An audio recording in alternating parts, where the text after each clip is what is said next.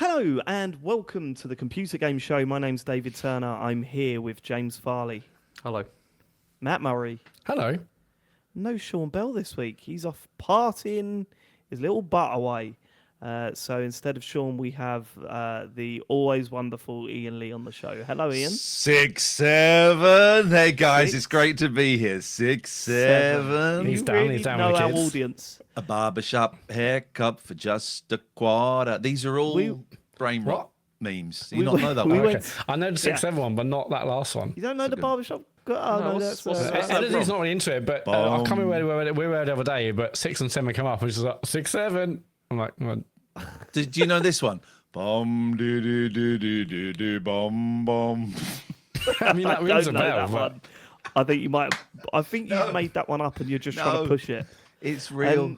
Yes, We hello, went to good football evening. on Saturday, and there was about with us. There was about 8 kids, ranging between the age of 6 and 14. And 7? Oh, okay. And they were Well done, James. Well done. And Yes. on the Back. train on the way back, they started doing the 6-7 thing. So then all the adults started doing it, and they looked absolutely horrified. yeah. Just walking up and down the aisle going, 6, 7. Shut up, Dad. Sit down.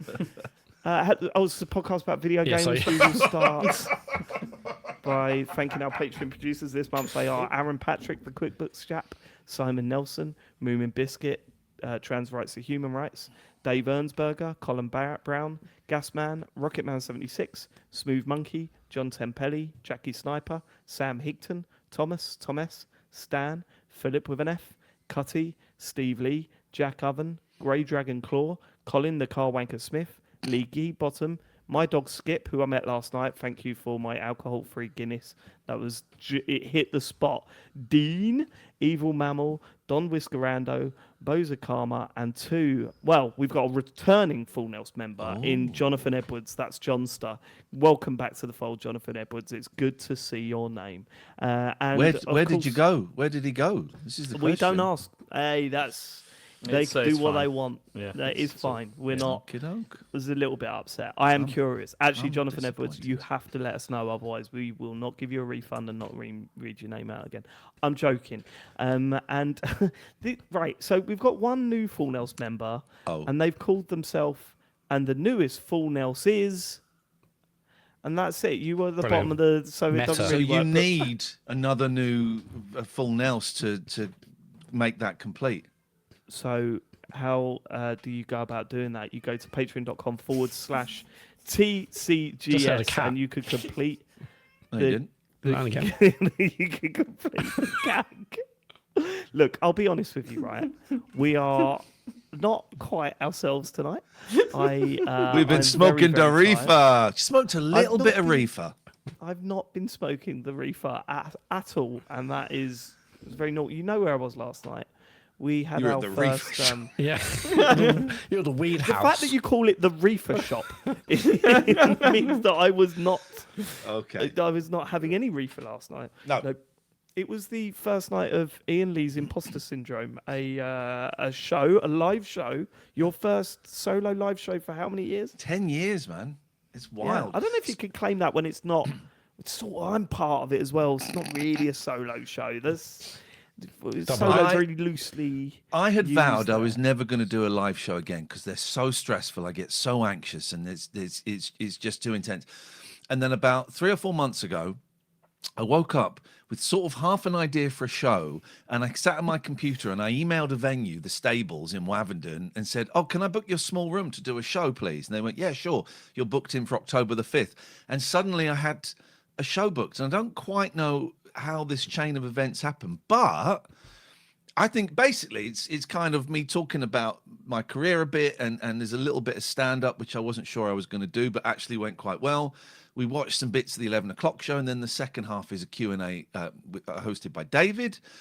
And yeah, it went well, man. The first half was good. I know how to make it better. The stand-up worked, which I wasn't sure if I was going to do or not. I did, and it was funny. There's a bit right at the end, which is the last 3 minutes is and I knew that I had this in my back pocket, is the best thing I've ever done, without a shadow of a doubt.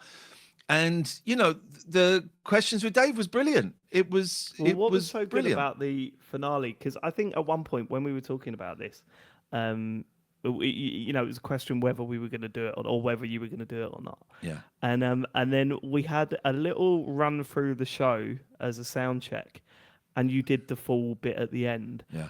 And the cleaners were laughing, and I thought, cleaners no, laughed. this is fine. This is gonna be fine. That, but I got to say, I've not, apart from TCGS, which I'm comfortable with because we've been doing it for so long. I've not done anything like that since your Set the Agenda gig, Which is like 15 years ago. Yeah, did 5 minutes of stand up there, and I didn't hate it. I really enjoyed the night, but the lead up to it was an absolute Did nightmare. you enjoy? Now we've got a little bit of 24 hours between it happening and now. Did you enjoy being on stage and performing? I did. And do you know what? It was funny because when we did that run through the show, I was a fucking bumbling mess and I didn't know what was going on. And that was when I started getting nervous because I was like, oh, I don't know if I can do this. But actually, once the second half started, I was fine, I think. I was a little bit nervous. You were at the funny, start, man. but You were funny. You made me laugh a fact, lot. Thanks. That genuinely means a lot. But the really funny thing was that when I arrived, you were sort of midway through setting up the stage, and you were talking to the sort of sound op and the manager and stuff. I genuinely felt like I was a 14-year-old child in that room because it was like all the adults were talking and I was standing there with a bag with a few cue cards in it and just thinking, I don't know what the fuck I'm doing here and why I'm here. And you guys David was in a corner with an iPad. Just it was all like, fruit shoot. and if we do this, then I'll set the lights up like this. Are the lights set up for you? And I'm just like looking around, just going, Dad, can I go and I want a sandwich? Can I have money for the vending machine? I didn't know. You must have noticed, right? I was standing in the corner thinking, I don't even know what to say, let alone whether I should talk or not. This is a wild. It was weird, and I guess it's weird for you because it's my show. It's my name above the door, so all the responsibility is on. Is seemingly on me. Yet your part in the second half is, your role is vitally important. You were the first person I asked to come and do this because that's what we're going with, Ian. You're going to forget the messages you send me. Matt, you said you would not mention those. Well, yeah, but I didn't. Here's the thing, right? And I've said this. I think I've said this to Dave, and I've probably said this to James, and I've said it on the show I do with Catherine. But I am real, Dave. I think you are one of the funniest people I know, right? And I know you. We don't have to. We're doing it. We're doing it, and I think I genuinely think it's a shame and a loss to performing that you're not doing stuff. You're not doing stuff, and I hope this kind of nudges you into doing some like live stuff or performing somewhere. That's. I mean, I'll just do more of these. I'll do plenty more of these, and I'll be happy. Okay. But thank you so much for doing it. It was. No, thanks for great. asking me. It was amazing, and we've got another date in the diary, haven't we? The Rondo Theatre in Bath on February the 7th. And Friday. I'm gonna look at booking some more stuff in maybe in Manchester. Looking at booking some more stuff in Manchester. Cool. I'll just let me know, and I'll get another stag do booked in. Yeah, you were good. Yeah, we mentioned the Bath one to you, Matt. You went, "Oh, I've got stag do. Can you do another date?" No. Cancel this. Bring the stag to the show. They'll love You it. do know the stag do is in Bath, right? Is it in Bath? And it's not. It's not. Is it near Bath? I'm not talking about the stag do because in the past I've accidentally revealed where stag do's are on the podcast. Oh, and I shouldn't that's do, right. So I'm yeah, not saying he anything. accidentally spoke about a stag do on this podcast, and the stag heard it, and it was a surprise. So No. The stag didn't hear, but two other friends did hear it, and luckily that other person didn't. But anyway, regardless, I'm going to keep stum, so don't want to make any more mistakes. Matt, you give me a date and we'll come around your house and do it. Just me and David. All right. Saturday, The show. 7th of We'll do Feb. the show. Saturday, 7th of Feb, Rondo Theatre in Bath. Please come along because the tickets they will sell out. We've already had to add extra seats. Yeah, they've added extra seats, which is wild. and it's not for bloody ages. So where they get tickets, Ian? Just like Google it. IainLee.com, guys. I got a website and everything. So go there and join us in Bath on Saturday the 7th of February. Has this been updated, these plugs? Good, because we've got the Ultimate Game Noah 2. No Harder on the Discord. It's a Discord quiz run by Scientologist. So if you would like to, I always call him Scientologist, but that is right, isn't it? I always say Yes, that. it is. Yeah, and it's tonight. If you listen to us on Wednesday, it's tonight. If you listen to us live, it's on Wednesday.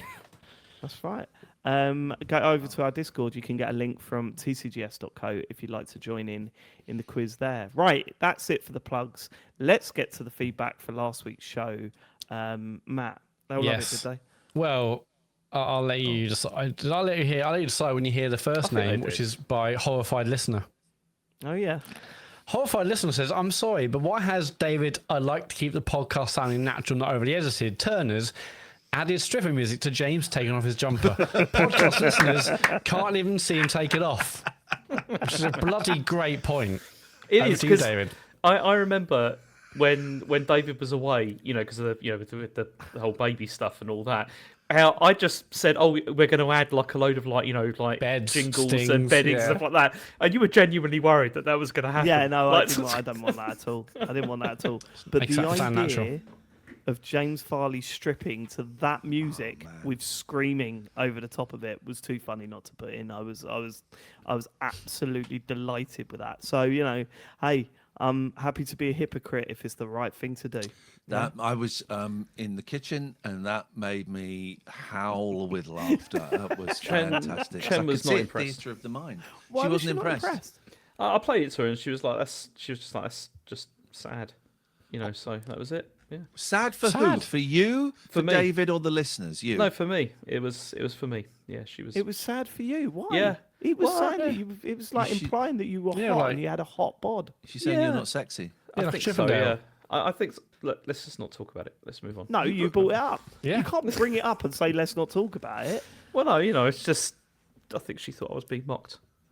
No, it was serious. Oh, it's about your hot bod, James. Yes. Really? All right. So, Really?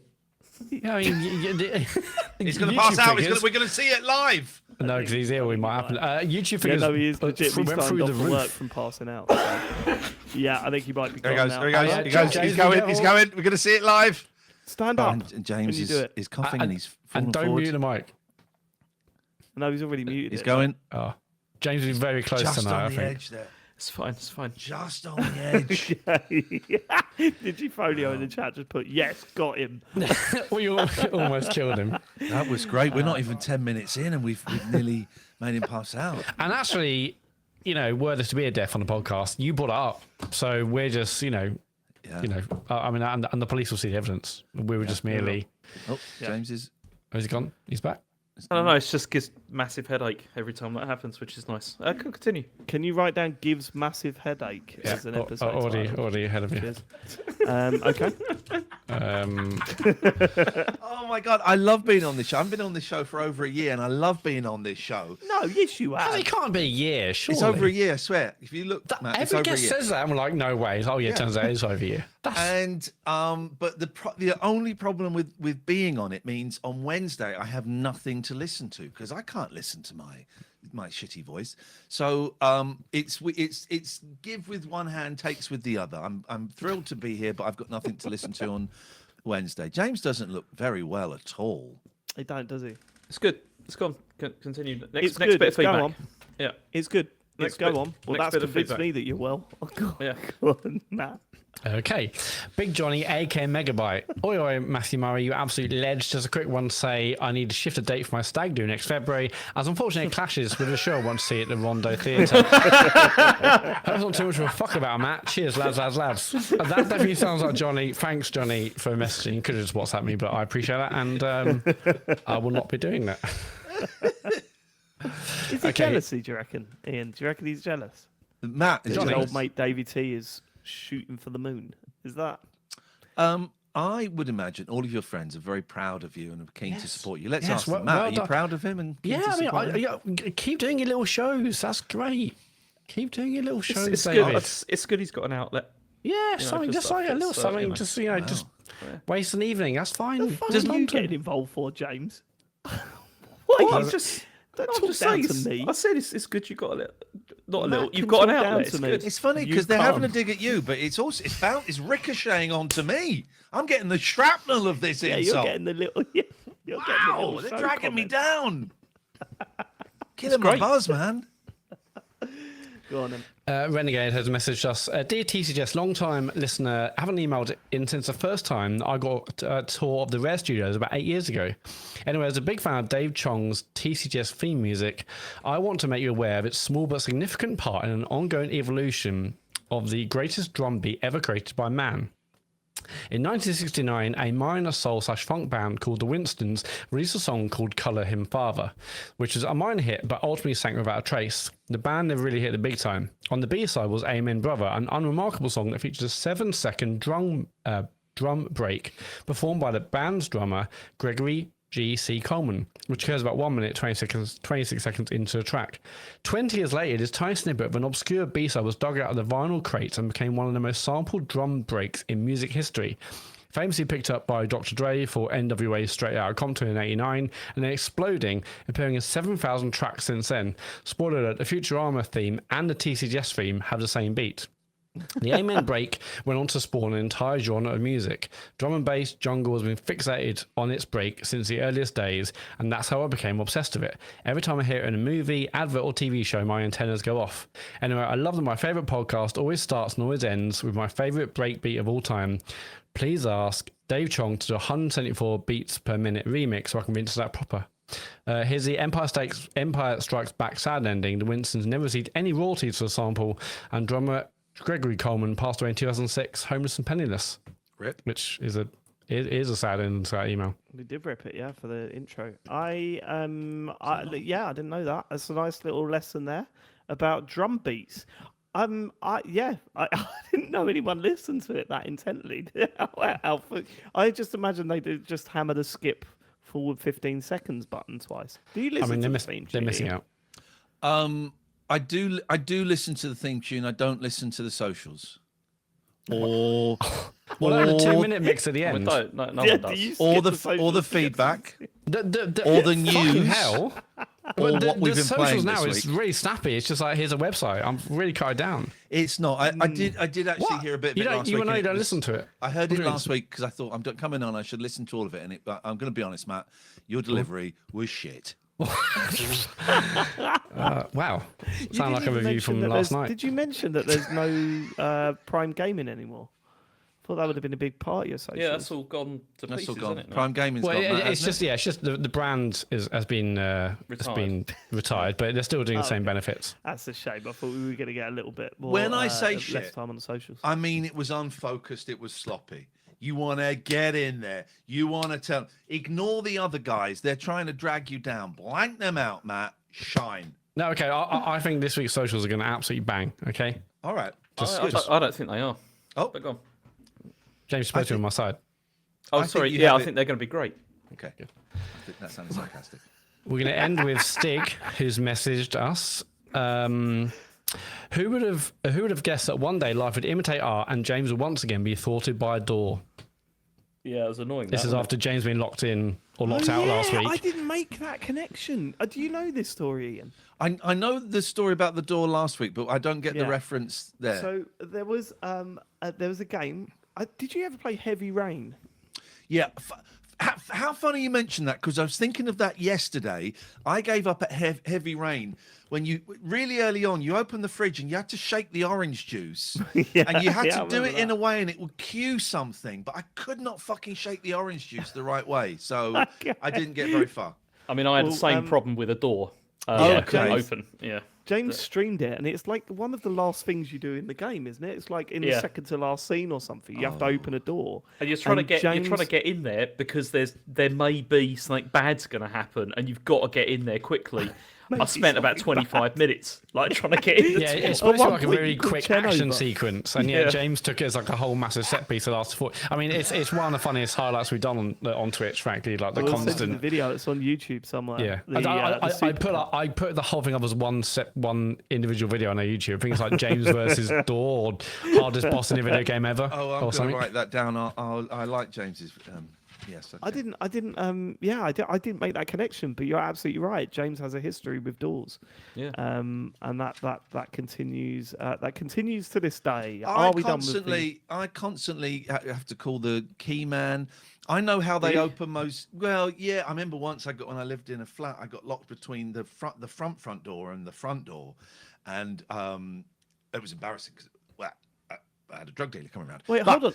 You were standing in the porch. You got caught in the porch. Well, it wasn't so it was a house that had been converted into 2 flats. So I guess the hallway. I was locked in the hallway. Right. Okay. Yeah. But I've called out.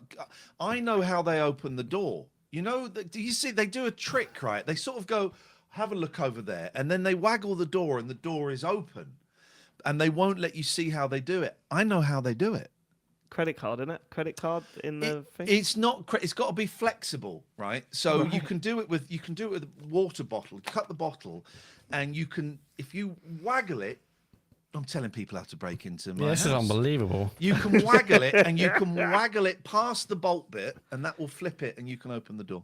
All right. Well, I'll do On that some doors, James. On some doors, certainly on a Yale. They tried it on our door, it didn't work, and they ended up having to drill it, which took a long time and made a lot of noise, which was great. Did you not? Because I heard you say the key was still in the keyhole. Did you not put a newspaper under the door, push it through, and then pull the newspaper out back in? Sadly, no space. I mean, I did think of that, but yeah, no space under the door. So, Did you think of that? I did actually, yeah, because I remember reading about it in the Famous Five. You know, like And you're like, quick. yeah. That's what's going to work.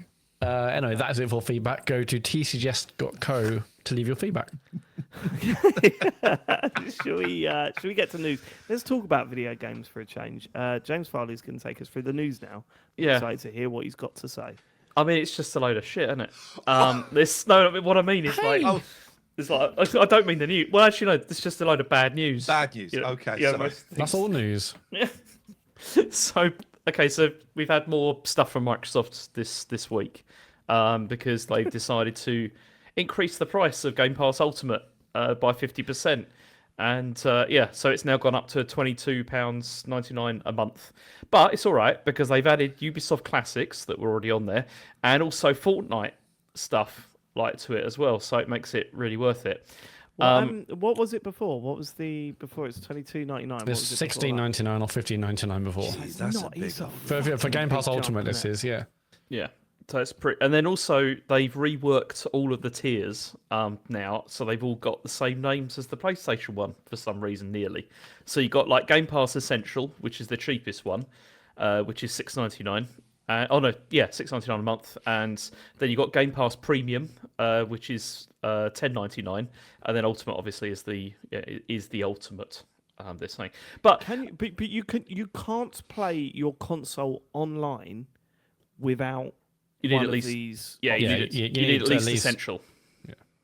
Which is £7 a month now. Yeah. That is a lot of money, isn't it?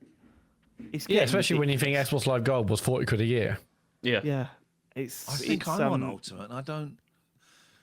Well, maybe the kids use it. Actually, it's Xbox. I don't know if you saw. I put a TikTok in the WhatsApp group. This is a comedian. I can never say his name properly. Ron Funches, I think. Yeah, Funches, he's yeah. hilarious. great. And Yeah. he did this brilliant TikTok about being I'm the CEO of Xbox, and we are fucked. So we're putting up our consoles up by $100. I don't get what is going on. How can they do that? Make things more expensive. They don't care.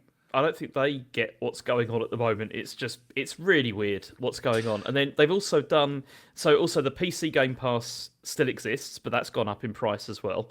But that's also including Ubisoft stuff.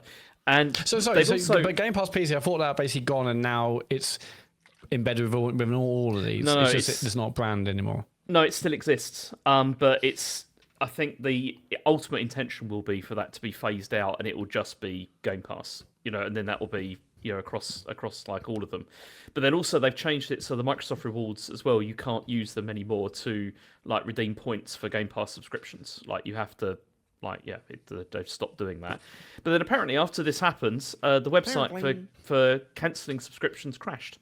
because there was lots of people were not very happy with the change. Well, I just got a feeling that, like, I think they are now pivoting away from this system. And for those of you that want to pay a ridiculous amount of money for Game Pass now, well, you've got that option. But for the most part, we want you to pay $70 for our game when it comes out. Do you know what I mean? That's where it just feels like they are taking a massive U-turn in everything they've built up for the past 15 years, 10, 15 years. And honestly, this is shit. Like, this is shit. But I can see why they're going completely against what they've done for the past, 10 years or whatever, because it's not worked, is it? I mean, especially when you look, because the next story is connected to this. So this is that Microsoft internally estimate that Game Pass led to $300 million lost in sales on Black Ops 6. And so this was from an insider that spoke to Bloomberg, and it was this estimate from inside Microsoft. And the reason that people think this is probably accurate is because this is an internal estimate that was not supposed to be leaked, so it's probably accurate. And then Kotaku did some maths to see what Game Pass would have, what would be required basically to make it profitable to have Black Ops on there.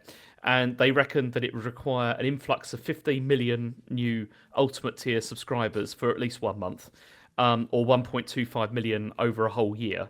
This is pre the price hike, to make up the difference in these lost sales, because apparently the sale, 82% of copies sold were on PlayStation 5 instead.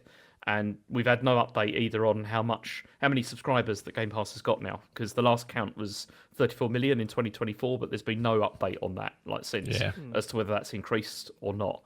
And so it's weird. I mean, I'm not sure if they are trying to kill this. I think that they just seem to be trying to make money, but I don't see how that's going to happen. Yeah, they're not trying to kill it at all. I mean, the other rumor is that they're also doing an ad-supported tier that's just cloud gaming, no Game Pass library, and that'll be free but with ads. And the stuff I saw after people complaining about this is that, I think it's what I've got here. Yeah, so Netflix's ad-supported tier reaches out so many more millions of new customers. Same with Disney Plus, Amazon Prime. So it feels like the trend in subscription services is have an expensive version for those who want to pay it, but actually if you have a free one, you're going to get so many more new customers, new people to the service, and they'll happily put up with ads. So it feels like they're making an expensive one expensive for people like us who may want to pay that, and everyone else will go to the ad-supported one or the cheap ones because they feel like they're getting a bargain, and they'll still get loads of money from that. But I just don't know where I sit with Xbox anymore. We were talking about this in the week, and we are 4 massive nerds who all bought the Xbox day one, and I've got no interest in buying the next one based on where this is all going, and that's crazy. I thought about that a lot after you said basically we're 4 nerds and none of us are going to buy it day one, and I haven't really anticipated that, and it's only a few days after I was thinking, hang on, I guess why would I buy the new Xbox? And I buy everything I can largely day one because I want to be there, but really, why would I do that? And I don't feel as comfortable giving them money. I mean, my Game Pass has lapsed, and I'm like, I guess. I mean, I need it something for online gaming, so I'm gonna have to buy something. You did make me laugh. You did make me laugh a couple of weeks ago, Matt. You did the most Matt Murray thing I've ever heard. It really fucking cracked me up. So we were doing this live stream, and we were playing on Xbox on that Jump Space game. Yeah. And you said, "Oh, for Christ's sake, I've forgotten. I haven't even got Xbox Game Pass, so I can't play it online. So I'm gonna have to get Game Pass, I know, for a month." And I so frustrating. And I went, "Oh, it's not too bad. Just get the basic one. It's like £6 or whatever, and then that'll cover you for the month, and then let it lapse." No, I'm currently looking on how to get 4 years worth for the price of 2 years. So you don't have to max this out. You've just said you're not using it, Matt. You don't have to max it out as much as you can. I might do it one more time because I can get a little bit cheaper right now, and if I don't do it now, I won't ever be able to do it. But the thing is, I'm still going to pay like £7 a month as it stands to play online. So I might as well just stack. Although the stacking ratio is a nightmare now, because it used to be basically 1-to-1, I think, at one point. Now, the max you can stack on Xbox is 3 years worth, and you get 18 months worth back of Game Pass Ultimate. So even that deal's gone massively downhill. Okay, well, that's not surprising though, because that is mental. I think you've been. I take the piss, but I think you've been on Game Pass Ultimate for 12 years and paid about £3 for it. Yeah. I mean, know how any you opportunity I managed can do to it. to stack it and then convert it, but yeah, even that is not as good anymore. But yeah, I don't know. I But mean, the fact maybe that we you say won't. stack it and convert it. Like the majority of our listeners will go, yeah, of course, you stack it and convert it. That's what you If do, they're isn't not, it? then they're idiots. Like, sure, just come on, just look. That's what you can do: stack it and convert it. Anyway, but yeah, look at it. after you said that, I'm still thinking about now. Like, maybe we won't all be getting a new Xbox on day one. I don't know. Well, it's I nuts. mean, according to the next news story, maybe there won't even be one. Because this is the other thing that blew up like over the weekend. Look at how happy James is. This James is the- loves this. I Did you do. say this is the elephant that blew up over the weekend? I don't think I said elephant. Did I say elephant? What did something Oh, I'd blew love up to over? go What did you back. say? I I don't thought know. you Someone said this clip is that the. and check if he said that. I think you I just said thought it you blew up said- over the weekend, but maybe I elephant was heard involved. this is the elephant that blew up over the week. I'm listen. If I'm wrong, then Matt, play that sound effect and then Yeah. Stop making this any more complicated. Do you know? You see, Ian, the thing about that, Ian, is you might be right because I was thinking elephant in the room like earlier on, like a second ago, and I that hope could have. you said the elephant blew up. It's possible that blew could have up. happened. which is now a phrase. And dear listener, make sure you use this is the elephant that blew up throughout the week. Let's get it. Yeah, well, into- I mean, again, episode title. There The we go. elephant that Yeah, I blew mean, up. Phil was his other thing. I mean, I didn't hear elephant, so maybe it was other thing Okay. that blew up, but Okay. not as fun, is it? Not as Okay. fun. It's not as fun. But the elephant that blew up over the weekend No, was. no, you can't do it. So there was a post by a leaker on NeoGAF who's done leaks before that have been accurate, stating that Xbox was going to only going to focus now on its core mega franchises like World of Warcraft, Call of Duty, Forza Horizon, and some of the others, maybe Halo, and that the hardware plans were now up in the air. So he didn't actually say that they've been cancelled. At no point did he say they're not doing another Xbox. He just says the plans are now up in the air. It's not concrete anymore. So then this obviously spiraled into loads of reports saying that Xbox was done, that it was finished, and that they were pulling out of hardware. And they also, I mean, this is also because there's been a bunch of retailers in the US that have removed Xbox from their stores as well. There was pictures of I think it was Electronics Boutique where they had the Xbox section and it had Switch 2 games in it instead now. And people were obviously tweeting and saying this is an Xbox and all that sort of stuff, because of the advertising campaign. Doesn't really work. I don't really know. It's not really that funny. But then also the other thing that You all right, happens. James? How's it going, James? This is how You know me what and this Dave is, felt last listeners? night on stage, just going, Yeah, but no, yeah. it wasn't. No, it wasn't funny. I don't get it. Do you know what? James is he's so happy about all this. He loves failure. I do. Don't you, James? Yeah. You love failure. I love failure And- of massive corporations. he's a Sony I do pony. enjoy it. It's This is, I mean, it does have a massive impact on our love for gaming, though, James, doesn't it? It has a It's true. negative impact. I know, but then I would argue Yeah, but they James would have rather had that. a massively negative impact on our hobby as well. So failure is Have they? What, Microsoft? yes, absolutely. I'd say yes. Yeah, I would overall say negative. All those a people, lot all those of people very that have been negative. laid off Yeah, over no, this you're time. absolutely right. Yeah. You're All the absolutely games right. that have been cancelled have not come out. All the studios that have been shut down, all that stuff. It's I don't think they've been that positive over the last couple of years. Over the past. Oh couple yeah, of yeah, years, definitely, not. yeah, Yeah. for sure. I will say though, I love it when James is like a dog with a bone with this stuff because even in our WhatsApp group, he has mentioned I don't think there's going to be another Xbox about not. 8 times, Yeah. right? In the WhatsApp Even group. unrelated It says- things. Sean Yeah, agrees with totally me. unrelated. Sean Yesterday. agrees Did you with me. notice that? Yeah, Matt. Did you notice Yeah. that? Totally unrelated. We were talking about handhelds, and then out of nowhere, James went, "I don't think there's going to be another Xbox console." It's like, we know, James. you I'm just keep getting it saying in there, but so that when it happens, I'll be like, "See, I told you." Well, That's what's gonna you happen. can hold your hands up and say that you got the fall of Game Pass right. I was thinking of that when the price rises were announced this week. I was like, James called this years ago, and he was. And do you remember when we were all really positive about Game Pass? And I wasn't. Yeah, and you weren't. I do still argue that if you're negative about everything, eventually Something will foul come and correct, you yeah. put name to it. But It's true. yeah, I don't know where this brand is going at the moment, but I don't like it. Right. Yeah, I mean, let's just get into it because this thing has really fucked him off in the week. Because I think they will. I think the next console will be made by Microsoft, and after that, who knows really. But obviously, James is incredibly adamant that there won't be another Xbox at all.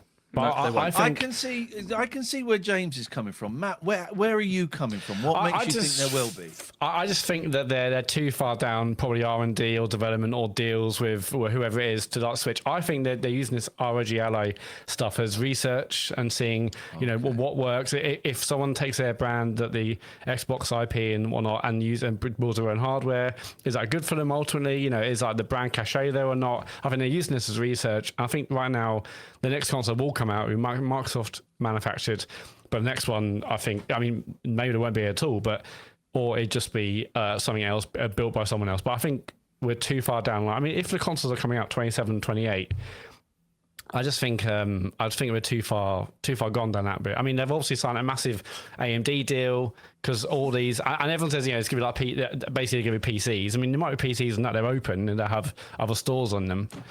But they're still kind of custom chips, and so I still think that enough has been done and agreed, and farther down the line that I think the next one the next console, whatever it's going to be in 2 or 3 years' time, that will be Microsoft developed, and that may well be it. But I think is that Mark from Wicked Inc? Do you do Xbox tattoos? Because I think there might be another bet. Does it have to be another tattoo bet? No. I think I've done that. I think we've rinsed that. Again. Yeah. You've rinsed that. No, but I had like 18 months worth of content over one stupid tattoo. We can't do it again. I don't like your tattoo bets. They make my ovaries. It's a great tattoo. Yeah, I know. We're wild. That's what I think. Yeah. I mean, it's. But I can also, with all the decisions Microsoft's making at the moment, it's also doing this. I'm not saying it's not going to happen where they just tomorrow we'll get a news story saying if you that's had it. a bet But I with just feel James like about this one, but you don't have to do tattoos. That's Yeah, the okay. thing. What about no steaks or whatever? Just. Well, you're not allowed to eat steaks. I said no steaks. Although actually, that's not a bad terrible. idea. Yeah. You're not allowed to eat All right, steak now hang for a on. year. Okay, if James is wrong, he can't have cheese for a year. If Matt is wrong, he can't make love for a year. Yeah, you can't be a man of the night for the year. Well, how are we going to monitor that? How are we going to? I'll monitor it, boy. James's face is horrified.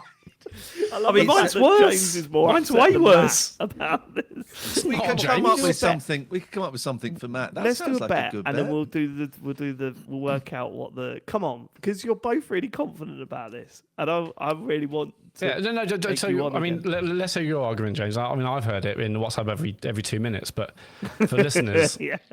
tell me why you think there won't be another Xbox made manufactured by Microsoft.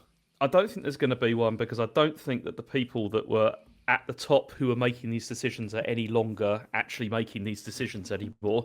And I think that they're probably looking at the next generation and thinking, we release another machine, it's going to sell worse than the series consoles have. What's the point of doing this when we can just license this out to other manufacturers to just make, third-party ones, and we can just collect on the OEM fees for the for the software and all that kind of stuff, and that's brilliant. Why would we want to go away with it? And the thing is, it's that whole thing about they're too far down the line and all that kind of stuff.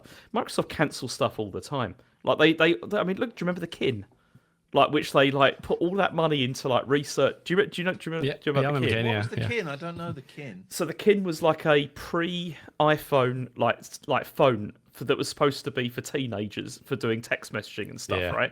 It went through the whole production. They built the entire thing, and it came they launched it in America, and then about a month later just cancelled the whole thing and just wrote the whole thing off as being that was a failure, that didn't work. And it's just because they've said that they're going to do something, I don't think you can trust they are going to do that anymore. Yeah, I will say this, Matt. I will say this. It's true. But If they've made all these deals, I guarantee it'd be cheaper to just not follow through with the deals and pay them off than to go ahead with a console launch. But also, the other thing about that is those deals they've done, with AMD and stuff, they could repurpose all that stuff for other things, all I know, their you nicked AI that from stuff me. and I all said- that. yeah, but how do you know that? These are custom chips built for gaming. We don't know if they work for AI or servers or whatever they. They'll find a way. It's they're doing everything. I don't think so. I mean, but also all the things saying, I'm not no way. I just believe personally that I feel like there will be one more console made by Microsoft. Other than that, I feel like they're learning right now. I mean, the other thing that I thought strengthened this was when you posted that thing about how like they gave up on doing like a handheld, like their own handheld, because they weren't confident that they could produce that they'd be able to sell 10 million of the things. Yeah, there was a thing on NeoGAF about basically that there was a rumored Xbox handheld, like a Microsoft developed Xbox handheld on the cards, but AMD, who had the chips, say, well, if you want to do that, we need an agreement where you're going to sell 10 million minimum, and Steam Deck's only sold 5 million. So the chances of them doing that are very low. So the rumors were that Microsoft said, no, we're not going to do that because we can't guarantee 10 million sales, which makes total sense because those are insane numbers. How are they insane numbers though? But because that's double the amount of Steam Decks, I just feel like that's like a huge number. Yeah, but the Steam Deck's like Steam a Deck is a hobbyist, like niche- niche machine. Yeah, it's yeah. like I agree with that.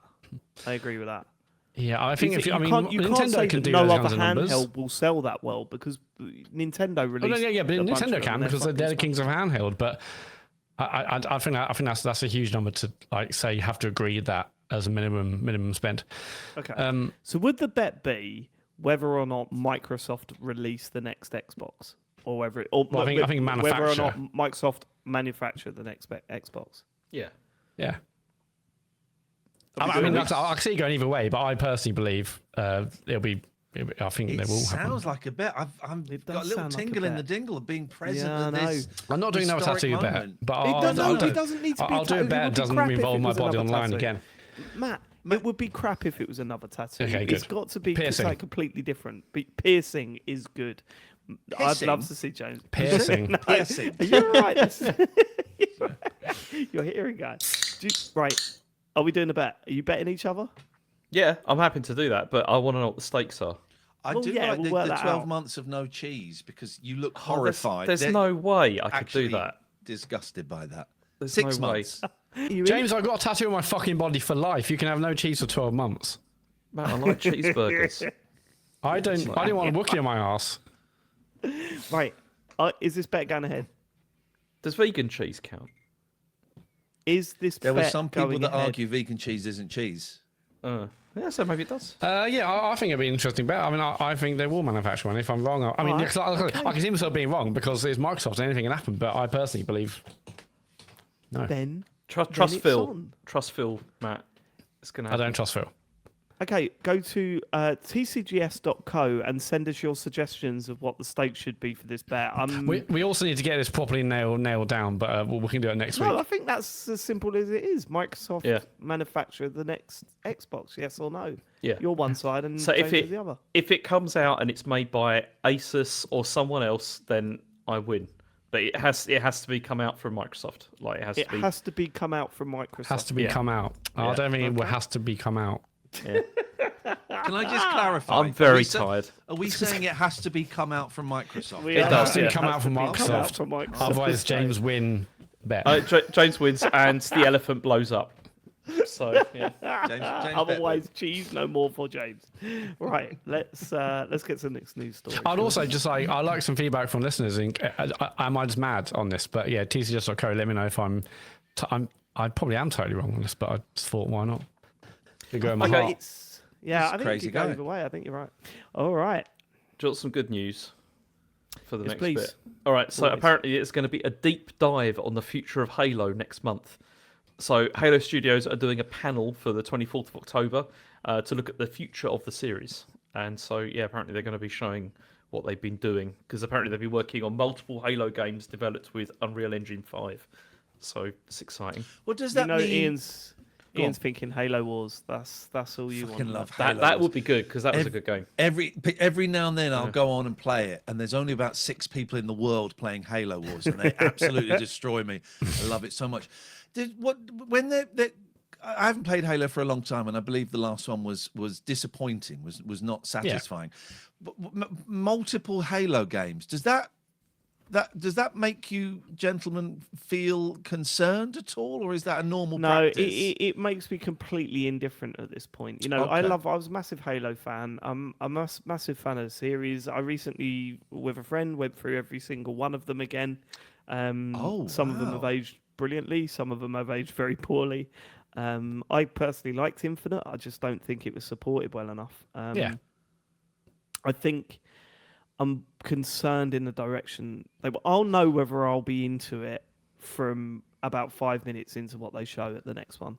If it looks completely different and it looks completely unique, then I'm in. But if it looks like Master Chief walking through a forest with those similar looking trees again and a grunt coming out going, "Rah, rah, rah," then I'll go, I'm done, because you don't understand that you need to move on again. Yeah, for but they're going another back to their fucking roots, game. David. I know they're always They're fucking rebooting the off. series. When I say multiple, I think that's more like, we've rebuilt Master Chief Collection in Unreal, and we're doing the next. I think that's it. I think it's like, any kind of Halo game that's currently out now, like the Forge mode, that being Unreal. I think they'll just redevelop the current suite of Halo games that are live in Unreal. But yeah, I mean, I'm excited because I want a Halo game to be good again. So let's see what happens. Do you reckon this is where we're going to see them announcing it on PS5 as well? Like the Master Chief Collection or something like that is coming to that? Possibly, actually. I could see them doing the Master Chief Collection on PS5. That's an Yeah. easy Oh yeah. I one. mean, I'm amazed we haven't had that yet. Anyway, really. Well, I'm surprised we haven't had it on Switch. Like, I thought that would be a no-brainer, because they're already, It's been weird, isn't it? Because like Switch 2, I was expecting there'd be a load of Microsoft games would come to it, but there's been none like so far. They haven't even updated I'd Minecraft. love to Maybe I know haven't if got they're dev going to kit. try and get Forza Horizon on it. Like a really rudimentary version of Forza Horizon on the Switch. It looked like too. Chase HQ, HQ, whatever. I know this was last year where they unveiled the cool Unreal Engine 5 kind of teaser, but it just does it not feel a bit, and I'm sorry to offend any Halo World Championship people out there, but does not feel a little bit low rent to announce the next Halo at this and not like Xbox on stage somewhere? I feel like we're if it's a true reboot of Halo, is this not like a Jeff Keighley thing? No, it's not a fucking Jeff Keighley. You put him I mean, on I a think it says pedestal. everything about the Halo brand, really. If we're like, Stop we're doing putting it in Keighley esports. on a pedestal, mate. Well, no, but Stop like, putting him on that pedestal. I mean, again, it's clear. I think it's clear we just like work in progress rather than like a big No, I can announcement. I can see where you're coming from with that, Matt, because it is like it was their Mario, wasn't it? It was and this supposed to is be announced their at an biggest esports thing, event. and it's like announcing it at an esports event's a bit. No. Hold know. on. I don't think they're announcing a new Halo game at this thing. No, I think it's showing what they're talking working about- on. Yeah, so it is work in progress. Yeah, but And then next year they'll do a big reveal of a new Halo game. I think there's no way it's going to be. This is going to be the official reveal, but we'll see. Okay. Okay, last news story is. I mean, do you remember FIFA said they were going to be making a video game? Oh. After do. after splitting up with the AFC. I do. So it's there's just been a trailer released for it's a 5-a-side mascot-focused football game which is coming next year. It's called FIFA Heroes, and so the mascots which are in the trailer, which I'm hoping we've all watched, include Clutch the Eagle from Clutch is from the America. one. I love Clutch. Zayu, the jaguar Don't misspell that. from Mexico, and Maple, the moose from Canada. The mascots are going to have their own super abilities and special moves in FIFA Heroes, and there's going to be like PvE and PvP, modes of play for it. So, do you want to hear what FIFA had to say about this? Not really, but why is there part of you that just goes? If you're from Canada, oh yeah, the moose. This moose is called Maple. Is it brilliant? From Canada. Is this? When does it stray into offensive? Do you know what I mean? Like it's The British. Have you seen the British character? It's called Flag Go on. Shagger. It's just so generic. I saw James sent me the video of this, and I had no idea. I knew that FIFA and EA had a very acrimonious divorce, and that EA were doing their own thing that was like FIFA. And then the beginning of this trailer, it's like, oh, okay, this looks interesting. It's kids, real life kids running down the street kicking the ball. And then suddenly it gets really, really shit. And when I saw Clutch, I absolutely pissed myself at it. It looks awful. Yeah, so Do you know what made me laugh these are about the the FIFA trailer World Cup the most? mascots, aren't they? So Oh, they're that's right. Yeah, real, they are. right. The thing that made me laugh about the trailer the most is it's the most FIFA thing ever to go right. we're launching a new game. You know, the whole EA thing is behind us now, and we're launching a game. Let's do a trailer to celebrate our new football game coming out. Should we make it a phone advert as well? Yeah, fuck it. Are they a sponsor? Yeah, fuck it. Put a fucking phone in there as well. Let's just cram as much advertising into as short space as possible. I fucking hate that corporation. Fuck I mean, do you want to hear what they've got to say about it? They said, at FIFA, uniting people through the love of football has always been our priority. With FIFA Heroes, fans can create a multiverse team, mixing their treasured fictional heroes, favourite players, and our own mascots. We're offering the love of football to a new generation while rekindling the nostalgia and fun for families and older players who've grown up with FIFA. FIFA Heroes fits seamlessly into our digital football portfolio under the FIFA E umbrella, adding another strong. Sorry, what their portfolio? What's their portfolio? Apparently they've got a digital football portfolio under the FIFA E Including umbrella. what? I don't know. FIFA E. Well, it's a strong pillar apparently, and it's a fast-growing gaming ecosystem that they're developing here. So yeah, it's coming out on mobile, Xbox, PlayStation, and Switch next year. So it's exciting. Oh, it's going to be... I can't wait to hear you review it. I know we were taking a piss, but I'm not sure if you remember that quote from 2024 saying the new FIFA game, FIFA 25, 26, 27, and so on, will always be the best e-game for any girl or boy. So I'm still excited. I mean, that's the quote, so I'm in. I've just worked out FIFA E was created because they then made an official competition based around eFootball, which was a football game that no one liked. And it was Konami, wasn't it? That didn't go anywhere. Fucking hell! What's happened to that? Can I ask? I heard you talk about it. Why did the relationship with FIFA and EA break down? Money. I'm guessing someone wanted more money. FIFA wanted more money than EA. FIFA wanted like prepared. $1 billion for the license, didn't they? And EA EA were like, FIFA. we don't need it. FIFA. Wow, FIFA. they don't, do they? Yeah, they didn't quite understand that people didn't play it because of FIFA. Yeah. They played it because of the game. You know, they liked the game. And people have switched very quickly to calling is EAFC, right? That's what it's called now. And yeah, people have seemed to have switched to that quite easily. Yeah, well, they've also just called it FIFA. Like, honestly, I genuinely think, and I've said this before. Look, I'm not a fan of FC. Like I'll play it. I play it all the time. I put hundreds of hours into the recent ones because there's no real alternative for online football games. I'm not like a massive fan of EA. The sale that went through last week is troubling, and it's very worrying for the future of games that I play on regularly. But you have got to give props for whoever come up with the branding for FC 25, FC 26, because it has just happened and you see it everywhere now. And yes, there's people my age that will still call it FIFA until the day we die. But the kids are talking about FC 26, and it's as if the FIFA game never really existed. It doesn't matter. They've moved on. And to do that, to create like FIFA was one of the most well-known football games, certainly in Europe, and to be able to just change the title and it not be an issue, and change the branding around it, completely not an issue. It's pretty impressive. May I do a joke about it? Yes, please. go on. It would seem that FIFA couldn't hit a cow's backside with a banjo. Did you use Chat GPT for that? Nope, came up with that myself. I don't know if you remember. You guys are young. You guys are younger than me. You didn't fight in the Betamax VHS wars, Right. but very early on in FIFA 1996, that was when one of the commentaries in the game, blank expressions. That's okay. Oh, really? Okay, I think you mentioned last week. And was it last week, Matt? You were talking about when they would, or someone was saying, maybe it was you, Dave. Yes, David. Yeah. Yeah, it's France versus England. And very early on in FIFA, they had about 8 phrases that they would say. And one of them was, he couldn't hit a cow's backside with a banjo. So that was what that joke was. You know now what? you know the context. Well, why don't you, if you say it I again, don't and now we remember know that, and context, I don't think remember maybe we that. deliver it. And I've played all the FIFA games since the first one on the Mega Drive. I don't You're remember calling that. him a liar. Yeah, He's That's a calling you a fucking liar. claim. it's true.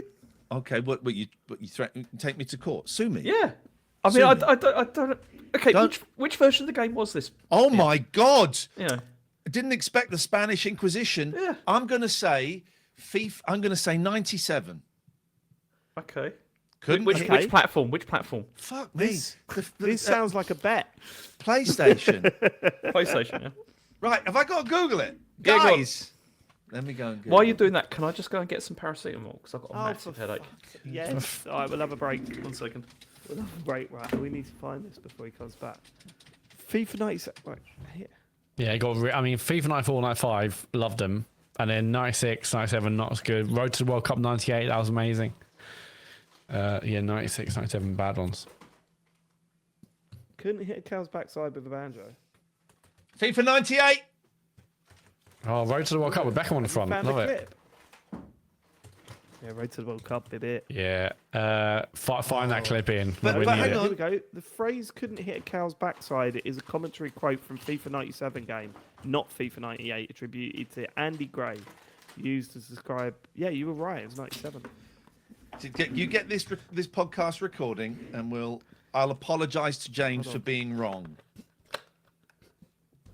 I will find that clip. It's got to be. Oh, So no. this is FIFA 98. Right. I mean, I'm just gonna watch. James, This will take too Mm-hmm. long. I don't think you've played. Can you list all of the FIFA games you've played? You Yeah, challenged go on. me. I challenge you. Well, list all of the FIFA games that you've played. Good shout. Are we going right? Are we? Yep, We're going. in the show. We're I rolling, hope. boy. Yeah. All right. Hang on. Just having some ibuprofen. Okay. He's not going. I had So- ibuprofen before the show. Yeah. The ibuprofen brothers, I prefer. Why do some people say ibuprofen? because they're idiots. Americans? Yeah. My mum says ibuprofen. What a lovely swallow James has got. Yeah. Jesus. Okay. It's. I prefer paracetamol to be honest, but Oh, I love the ibuprofen. A little bit. They're the ones with caffeine in. I know, but it's a bit strong, isn't it? And it doesn't work well with my asthma. That's the problem. You know. Let's get back on track. We're back from the break. Fucking James, hell. you asked for you questioned me. I'm questioning you. You said you've played all of the FIFA games. Can you name all of the FIFA games you've played, please? Okay, so I played the original FIFA. Well, the first one that came out, which was just called FIFA International Soccer, Yeah, which boy, came out on Mega Drive? the Mega Drive. I played Yeah, it on in that. 94, Although yeah. it also came out on Why the did Super they NES have as well. that little? If you know, I won't go into it now. But if you know why they had that little yellow tab in the cartridge, never understood it. That was all the But EA ones, wasn't it? That they all Yeah, had. why did all they of have yeah. that? Oh, That and Jungle Strike and Desert. Anyway, all those games, yeah, they all did that. Then the next one was FIFA 95, which that was the first one I think that had like club teams in it as well. Yeah, I love that. Because the original one only had international teams, and also the original one didn't have the players either, like the player names or anything. You played as I think because I used to play as England, obviously. Shora. And Sherry Cow. But you Yeah. could stand in front of the goalkeeper as a player and he would kick the ball into you and you get a goal. Yeah, that's true. Also, I'm And you aware could that also was run ISO. away. Away from the ref. You could run away from the ref. Yeah, Yeah. that was the other one. Oh, It yeah. was, Did you know that, Ian? If you got a yellow card in FIFA, in one of the first FIFAs, you could run away from the ref indefinitely, and he he just people chased used to you. do it, and you were like, "Just stop, Yeah. please, so we can carry on." And you just run around the pitch while the guy was chasing you. I remember that. Yeah, and then obviously 96. FIFA. I mean, do Oh, you well, want this just is where it goes keep wrong. Yeah, exactly. Because it'll just go 97, yeah, 98, 98, 99. Until it gets to no one died. when did they change it so it was they used like the full number because there was like I remember FIFA 2001, It doesn't matter. but you know it was yeah. But yeah, I played a lot of those games over the years. David, you've been doing some research on the internet. Would you I ask you to present your evidence? Well, I can't quite yet. I need to find the actual clip, but I will find the clip and it will be played on next week's show. We've to find Googled it, James. It does exist. It Okay. does say that was in FIFA 97, but that's Google AI, and I don't trust that. Okay. You sure it wasn't like because it sounds like an ISS like kind of thing rather than No, I mean, FIFA it's definitely FIFA. Like, even Football Cliches talked about it apparently on episode 2 months Oh, ago. well, football cliche, I've said it, James. So Well, in that I'd case- like to do a bet. Can I do a bet with you, James? No, Yes. I can hold my hands up if I was wrong about that. if you were wrong about it. Yeah, why we don't you got to hold your hands up? confirm it. We got to confirm it first. before- Gotta confirm it. I want you to We're gonna confirm. Right, confirm. when it's confirmed, I want to be invited back onto the show because I want a face-to-face apology. And Ian, Please. you will get that if it turns out you're correct. Oh, in over a year's time. Okay, if it I'll turns. find the clip. I'll find the clip. Right, where are we? Oh, we're done with the news. Actually, I forgot we were doing a podcast. Right, Ian, Hello. you've got your own news story. You were telling me last night you wanted to add to the news. Are you still prepared to add to the news? Well, it's just a thing. There's I haven't got any of the names in front of me, but there's a brilliant book company called Bitmap Books. Bitmap Books, and they do these really beautiful, thick books about different types of video games, retro stuff, but they do these beautiful, thick, sort of coffee table books, some of them, and they've got great illustrations. They do. I'm trying to. I can't think of the names of any of these bloody books. Okay, they got different systems. They got ones for Commodore 64 and PC And they engines. got All of this stuff, point and right? click and stuff They're like great. That, yeah, themed They're books, fucking superb and they're high quality, right? But a recent book has come out about SNES RPG games. It's not a genre I'm interested in any way whatsoever. So this kind of passed me by. But I saw a little the bubbling happening on Blue Sky, not on Twitter. It's full of Nazis. And basically, the new book has been written by someone who has historically done some quite offensive, racist tweets that thoroughly unpleasant. As all racism is, and people have started to put two and two together and come and call this guy out.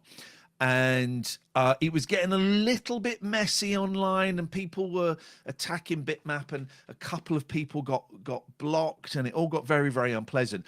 But Bitmap have kind of come out, as far as I'm aware, and have sorted it out pretty quickly. I think this rumbled on for a few days, and they came out and issued a statement basically saying, we didn't know this at the time.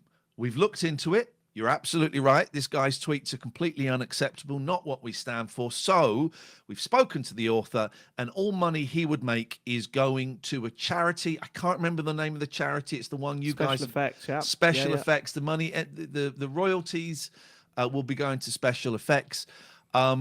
And I think it's brilliant they sorted that quickly. There is now, and I've not looked into this, but there is now an argument that maybe the guy that wrote it, Moses, somebody, has kind of just grabbed bits off Wikipedia and other places, that perhaps it's not the most thoroughly researched or original book. I don't know about that. I just thought it was interesting that this had happened. Yeah, I think the statement they put out is Sam Dyer, who's the founder of Sam Bitmap Dyer, Books. yeah. I mean, straight to the point. Like, I mean, they go and explain the situation and explain that all royalties are going to special effect. But said ultimately it's on our shoulders who we work with, so we take full responsibility of the situation. We research all prospective authors before we begin working together. So this is clearly an area where we need to further improve. I mean, you cannot. You Straight can't on. put a better. And a couple of statement people out said, than well, that. why have you blocked these people for arguing? And they went, yeah, we blocked them. We shouldn't have done it. We've unblocked them and we're sorry. And I just thought the way they handled it was very quick. It was very classy. A lot of these, there was no but. Everything before the but doesn't count. There was no, this was out of order, but. They just came out and went, we fucked up. Sorry, guys. You don't see that enough. It's No. surprising how little you see that, because you look at something like that and go, there will always be people that will not accept an apology or will not accept a statement like that. And some of those people have valid reasons. You know, they should be doing thorough research on the people they're working with. They say they did, but clearly they missed something. But yeah, I mean, that response is pretty good. As bad And as I good would as it I gets, would isn't it? recommend looking. I'll be honest. A while ago, they sent me a couple of free books. You want to send me some free stuff? I'm totally up for that. Right. No, This but is what- no, but they don't now. But I've bought books from their website, and they're fucking thick as fuck, and they're not. They're very reasonably priced. And I would just like to say, no, I just thought it was nice. Someone coming out straight away and saying, yeah, we fucked up. Sorry, guys. Oh, right. Sorry, guys. Yeah, you were saying sorry, guys. I thought you were apologising for adding to the news. I can't remember what I was saying sorry for, but I probably owe Right, some that's the news. apologies. for this week. We'll have an apology section at the end if you want. You can just apologise to whoever you want. Let's get to what you've been playing. I think we should probably start with baby steps. We spoke about it last week, but what you don't know, listeners, is that something's been going on in the background. There's been a lot of chatter between myself and Matt about this fucking game. I can't look. I don't think you can spoil this game. Well, that's not true. There are certain things we can say that flat out, there's little surprises and little things here and there that would, be annoying if you knew. But we are going to generally talk about things we've seen, and I don't consider that spoilers. If you're really tight on spoilers, then please fast forward. Right. So last week we'd got pretty far. Right. I had got through the sort of deserty sort of area, and I was on the sort of open field area after that. And I was enjoying my time. I was really getting on with it. And I will say this, and for those that know, I got to the train with the suitcases, and I hit a brick wall. I found it so fucking hard that that I was, I was really getting frustrated. I was struggling it. The first time ever, I played it for 3 hours in an evening and didn't make any progress, and that pissed me off. And I was getting hot-headed, and I was getting frustrated. But again, like I said last week, all I could think about was playing baby steps. That's all I was thinking about. At work, I was thinking, I want to play baby steps. When I got home, I've got Hades 2, which is a sequel to one of my favourite games. I have not touched it because all I can think about is baby steps and playing baby steps. While this was going on, Matt was hours behind me. He had so much to get through. That there was, I think I just reached the desert stage when we talked about it on the pod last night. Unbelievably far behind me. And within about 3 or 4 days, you'd made all that progress and got to where I was. And I was absolutely fuming.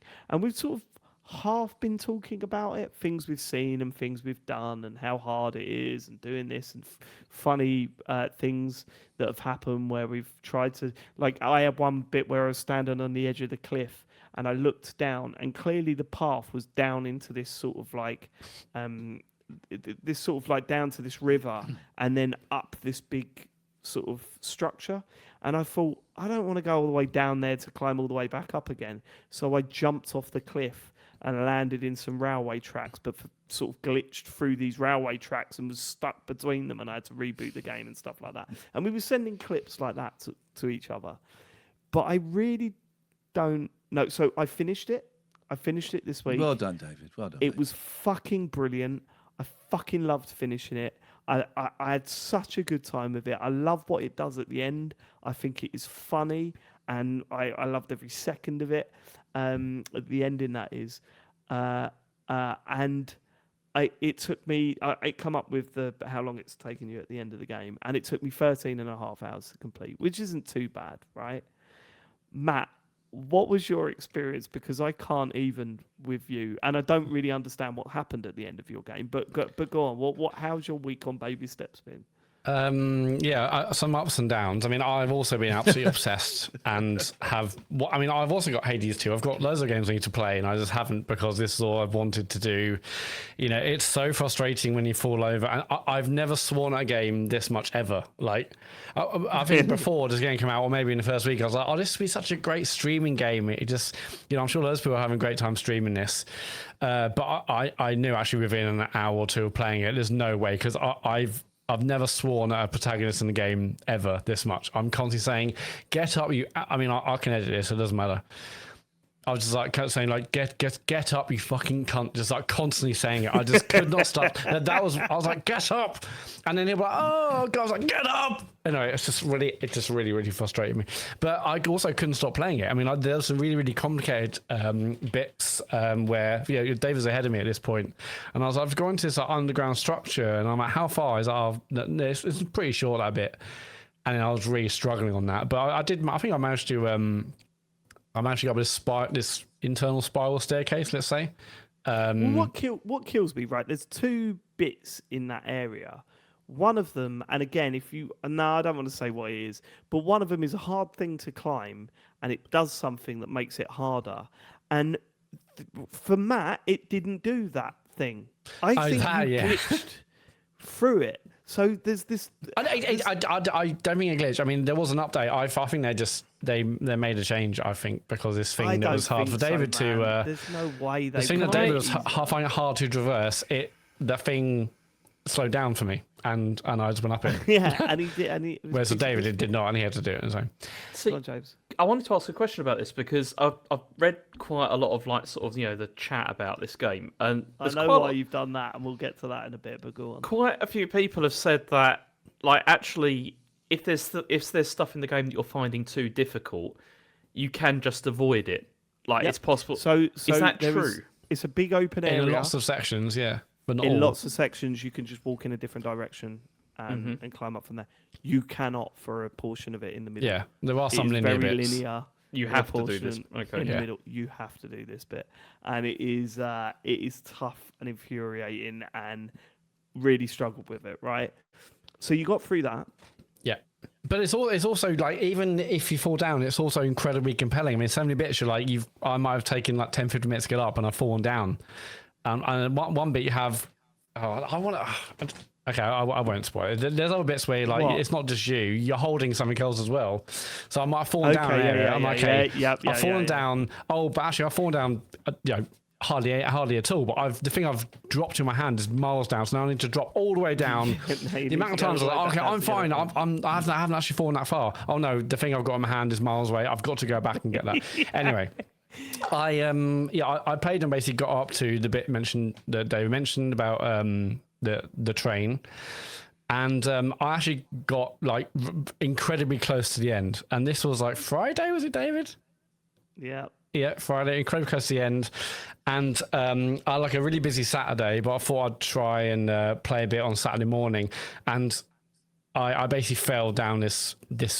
So what it does, we are going to talk about what it does. So what it does, I can't talk around it. Towards the end, there's a train hanging off a cliff, and in the train there are seats and suitcases, and you have to climb up the train. And there's 2 carriages, so you can climb all the way up to the top of the first carriage, and then you climb onto the top of that carriage, and if you slip, you fall all the way down to the bottom again, right? But sometimes you'll make it into the second carriage. But there are times where you're climbing up the second carriage and you'll fall through the gap in the bottom, and then right the way down to the bottom of the cliff again. Yeah, and then you get to the bottom of the cliff. You'll go back up to basically the first carriage, then up the first carriage, and then there's a transition area between the first 2 carriages, which kept screwing me up so badly. Like, like the first carriage, I can probably do with my eyes closed, but there's like that bit where like. Just it's like not the vestibule, but like the bit in between the carriages outside. I just kept falling off there all the way down the mountain. I went back up to the carriage. Oh god, it was so what we were doing this same bit at the same time, and then one evening I got to the top, and I took a screenshot, and I thought, fuck yeah, I've finally done it. I cannot wait to send this to Matt. I turned around, started walking, slipped, and fell down the mountain again. And I was like, I might be done. I don't know if I can do that again. Like, I don't know if I could do that again. So I told you the next morning that this is what's happened. But it sounded like you had an even worse experience than that. Am I right in thinking not only did you get to the top, you then started walking for ages, didn't know where to go, then slipped up and fell down the bottom of the mountain? Is that true? I didn't walk for ages. I certainly walked a bit and then slipped all the way down the mountain. Yeah, and it's not just that. At the bottom of the mountain, there's also this big frozen lake, which is a nightmare to traverse. So you're also hearing someone else going, "Help me, help me!" I'm not. I was. There was one point I had my controller. I was like, "Did you not go in that cave?" Yeah, I did. I spoke to him. Yeah. Oh, and he was still saying, "Help me!" Yeah, and for the last 10 hours of this game or whatever I'd played, it was just like, help me! Oh god, it made me want to punch. Oh, I don't think it's supposed to do that. I think that might. I do think this is ridiculous. To like every time you fall down, you hear the same "help me, help me, help me" like audio file. Like this is. It does. Insane. It does that thing. It does a thing where once you get halfway up, a phone starts ringing, and you cannot you cannot make that phone stop ringing until you go back down to the bottom of the mountain and answer the phone again. That is totally intentional. And Well, fucking I just horrific. answered it in the carriage. yeah, but this is what I'm saying, James, right? This is what I'm saying. It does sound horrific, and there are parts where it is horrific. It's all I wanted to do with my time, and I fucking Yeah. loved it. And I'm quite shamefully say that I started a new game today. Of the Oh, really? the Because same of the game. stuff that I haven't seen. Yeah. Yep. What? the Yeah. Started it from the fuck? beginning again. Yeah, Yeah. so, I'm um, worrying if it's. I'm wondering if it's Mr. Crab. Like you know that last Yeah. that last level in Mr. Crab, Mm-hmm. and how we just kept doing it to try and hit that high again. Yeah. I'm starting to worry that this is going to have the same effect. yeah, on me. it's the most frustrating game I've played in so long. But then when you actually manage to climb sections, it's so exhilarating. Like and anyway, I basically got to right near the end of the game, probably about 10 hours ago, and I couldn't even do the basics. I was maybe like Saturday morning or Sunday morning. I was like, I couldn't even put one foot in front of the other without falling over. I'm like, what's happened to me? I was convinced at one point the game had broken because maybe I had it on standby because like the physics were all going weird. I couldn't even put one foot in front of the other. I was like, I could do this earlier with my eyes closed. I got right, I did both carriages up to the top, and then suddenly I now can't even do like one or two steps. So I turned my PlayStation off. I restarted, exited the game, restarted the game, turned it off, did a full hard reset.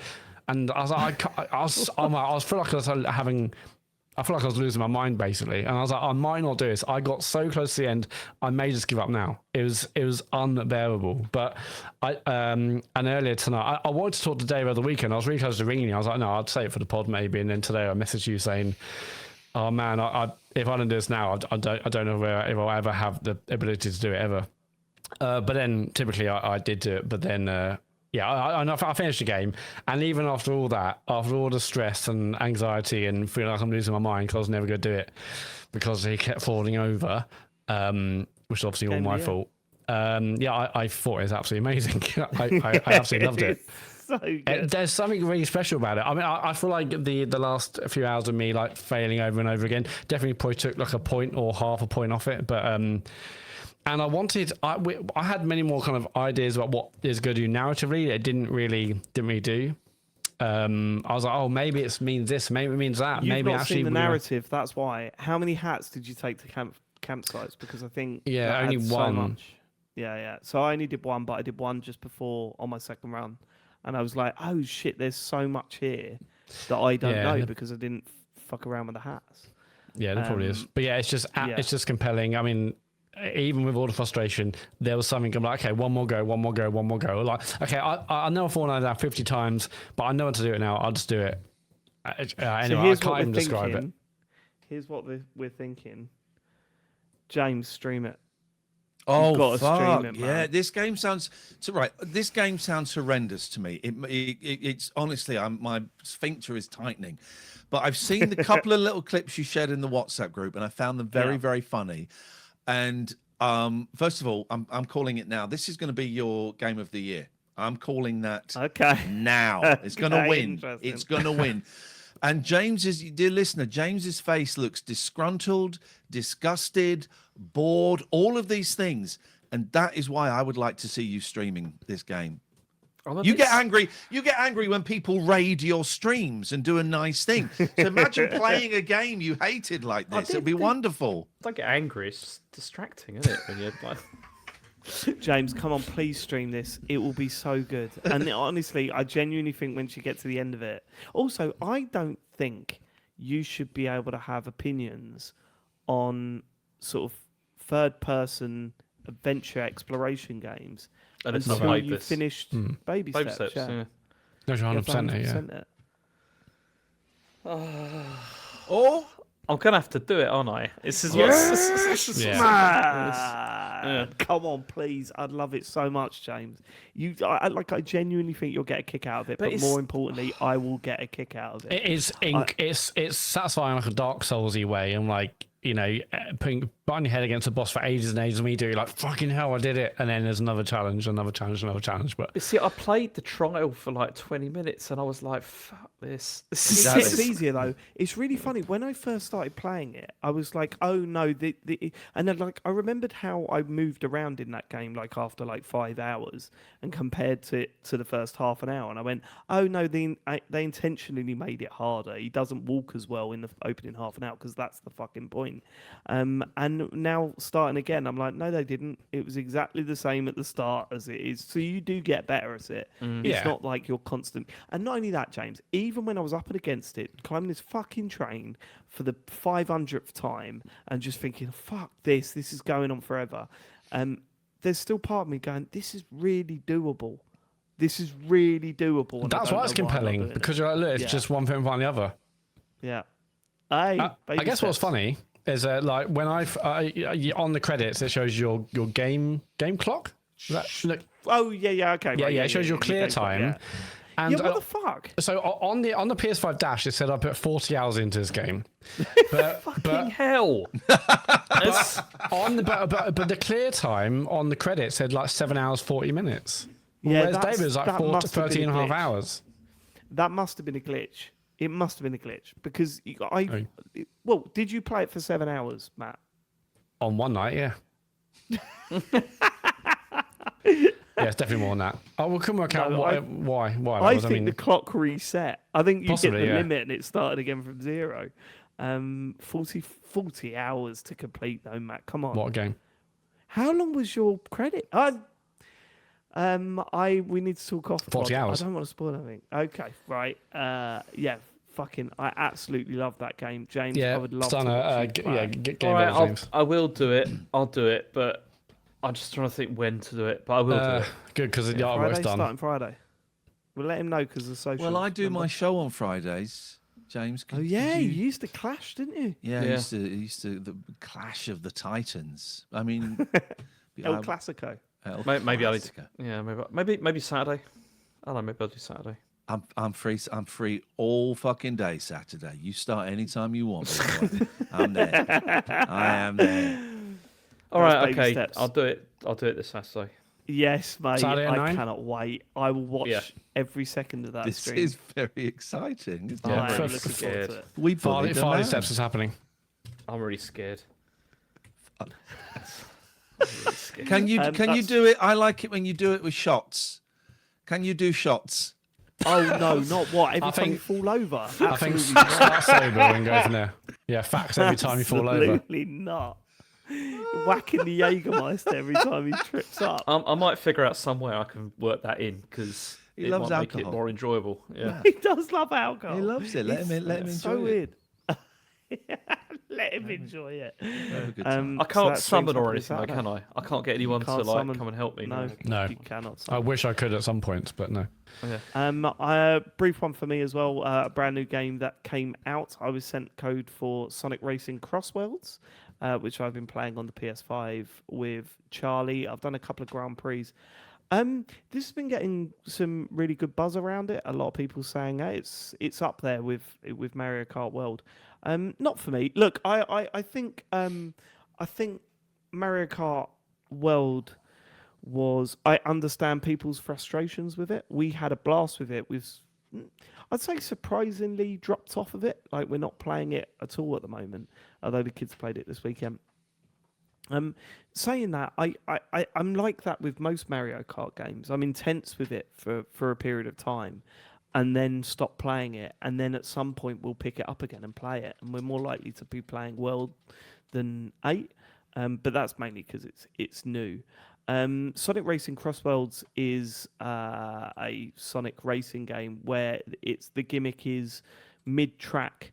A ring can appear and you get it's like a portal to another track, and then suddenly you're flying through this ring and you're landing on another track. The concept of which I think is great. Like I think that's a really good idea. I definitely prefer it to, hey, why don't we drive from this track to the next track in these big open wide roads? The idea behind Sonic or the gimmick behind Sonic Racing CrossWorlds is great. I don't think it's very well executed because we've seen what portals can be like in games these days. When you look at what Spider-Man 2 did with them, when you look at what was the other game that it Ratchet was and Clank? Ratchet and Clank, Ratchet yeah. and Clank, Rift Apart. what they yeah. were doing with portals and stuff, where it really did feel like you were stepping into another world. Here, it looks like a flat 2D image of the track that you're gonna warp to, and then as you go into it, the screen goes white for a split second and then turns into the track that you're right. And I was like, that feels like cheating to me, or not cheating. It doesn't feel as spectacular as it's supposed to be. There's also the sort of, you could see the polish that Nintendo put into their kart games. It's not quite here. I don't think it's as good looking as it should be on the PS5, and that is probably because they've made it for all consoles, including, I believe, the original Switch. Yeah, because Asher downloaded the demo of that and played it on Switch, and he was just complaining, saying it looks terrible. Yeah, I mean, it doesn't look particularly brilliant on the PS5 either. I will say, however, though, it's fucking fun to play. Like, in terms of gameplay-wise, it is different enough from the Mario Kart games and has a unique feel. And these games always have, ever since Transformed, Sonic Racing Transformed, and what was the one after that? Sonic Racing... It was, was it Sonic shit. All-Star Racing or something like that? All-Star No, Racing yeah, so Transformed. All-Star Racing was on the 360, and then you had Racing Transformed, and there was another one in between. I forget the name of it. But they've all had a unique feeling of their own right, and they're fun to play. This one, I'm still really early on. Charlie is obsessed with it, and I had no idea. Who's the fucking anime character that Sega games are always pushing? Persona? No, that anime sort of singer. It's like a person. Hatsune Miku. Yeah. So there's a festival based around that character at the weekend, and Charlie's telling me all about it, and I'm like, I don't know if I like this or not, because I don't know what that's all about. But yeah, that's all going on. So like, he's really into it, and he's loving it at the moment. And it's funny, when you got two kids, I don't know if this is like I don't know if it's the same with your boys, Ian, but if one likes one, the other one has to like the other, or they can never agree on what's better. There's always a bit of a divide there. There's a divide that normally ends in violence. Does it end in violence? Yeah. No, it doesn't end in violence for the boys. Okay. I think because Charlie's still young enough, he's like, it would be a bit. It will end in violence at some point. Yeah, it will do. I'm sure of that. But it's very much like for example, Harry has not played Astrobot, which blows my mind because he loved Astro's Playroom, and he has not played Donkey Kong Bonanza because Charlie loves those games. So he just refuses to play them and says they're rubbish. Well, Charlie's bang into Sonic Racing CrossWorlds, and Harry has just started playing Mario Kart World again because this is better. So that's the battle that's going on in our house at the moment. I've not fully formed an opinion on it yet. I could be wrong. I know that there's a lot of people that stand by this game and say it's fucking excellent, and are probably getting angry at me. I'm still very early on. I will play more of it and let you know if my opinion changes. But for now, not disappointed. It's kind of what I expected it to be. But when I saw the buzz around it, I thought, maybe this is a step forward for the series, and actually it's going to be on a par with Mario Kart, but it isn't for me yet. Anyway, that's Sonic Racing CrossWorlds. Ian, you've been playing a big game that was released. I've been playing Fortnite. And Yes, finally. No. Do you know what? It's lovely hearing Sean talk about Fortnite. My boys used to be in it. They're not into it now. In fact, they're obsessed with Skate. Speaking of violence, they've got an Xbox S and they've got a gaming PC. And I had to be Kofi Annan this week because Alex, the 15-year-old, wanted to play on the Xbox, but Kim, the 13-year-old, was going, no, I'm playing. And it was basically a fight because they wanted to play Skate with their mates. But back in the day, they were obsessed with Fortnite. Maybe 4, 5, 6 years ago. So hearing Sean talk about all these big events where things come down and you got to chip at them and there's concert and stuff, I've been through all of that in the past, and it was so much fucking fun, man. Going and watching Marshmallow Head do a DJ set. I mean, this was more recent one. My kid said, "Have you heard of Daddy, have you heard of a guy called Eminem? And I said, Yeah, I had that. I said, yes, I have. Why? He did a concert on... and so I had all of that years ago, and I used to absolutely love it. If I was with them or if was able to, I'd log on and take part in it so I could see what was going on. Or I would quite often get phone calls saying, it opened at 6, but I got kicked out at 6:05 and I couldn't get back in. All of that stuff. And I was never very It's good their at life, isn't it? It's yeah. their life. It's what And they the thing focus on. is, it's a fucking brilliant game. It's a brilliant game. I haven't played Fortnite for a long time. I have no need to, but because the boys don't play it anymore. But I'm really enjoying hearing Sean experience and go through what I did about 5 years ago. And I know you guys kind of talk about it. I fucking love hearing. My boys are 15 and 13. The last thing I played with Kim was not It Takes Two. Split Fiction. Split Fiction. But now they're off doing their own thing. They don't live here. They don't come over very often because they're teenage boys. And I miss them terribly, and I miss playing games with them. So here, when you lot talk about you're playing games with your kids, even if sometimes you're a bit fucking miserable about it, lighten up on them, guys. No names, no pack drill. But I love it. I love hearing you lot talking about when you play games with kids, and hearing Sean, dive into Fortnite so much. It's just a joy. It's a gas. But that's not what I've been playing. There is nothing weirder than hearing your 4-year-old walk across the front room going, na na na na na, it's the one and only double G. And it's like, where has that come from? Fortnite is the answer. It's always Fortnite. It's always Fortnite. I've been playing Borderlands 4, right?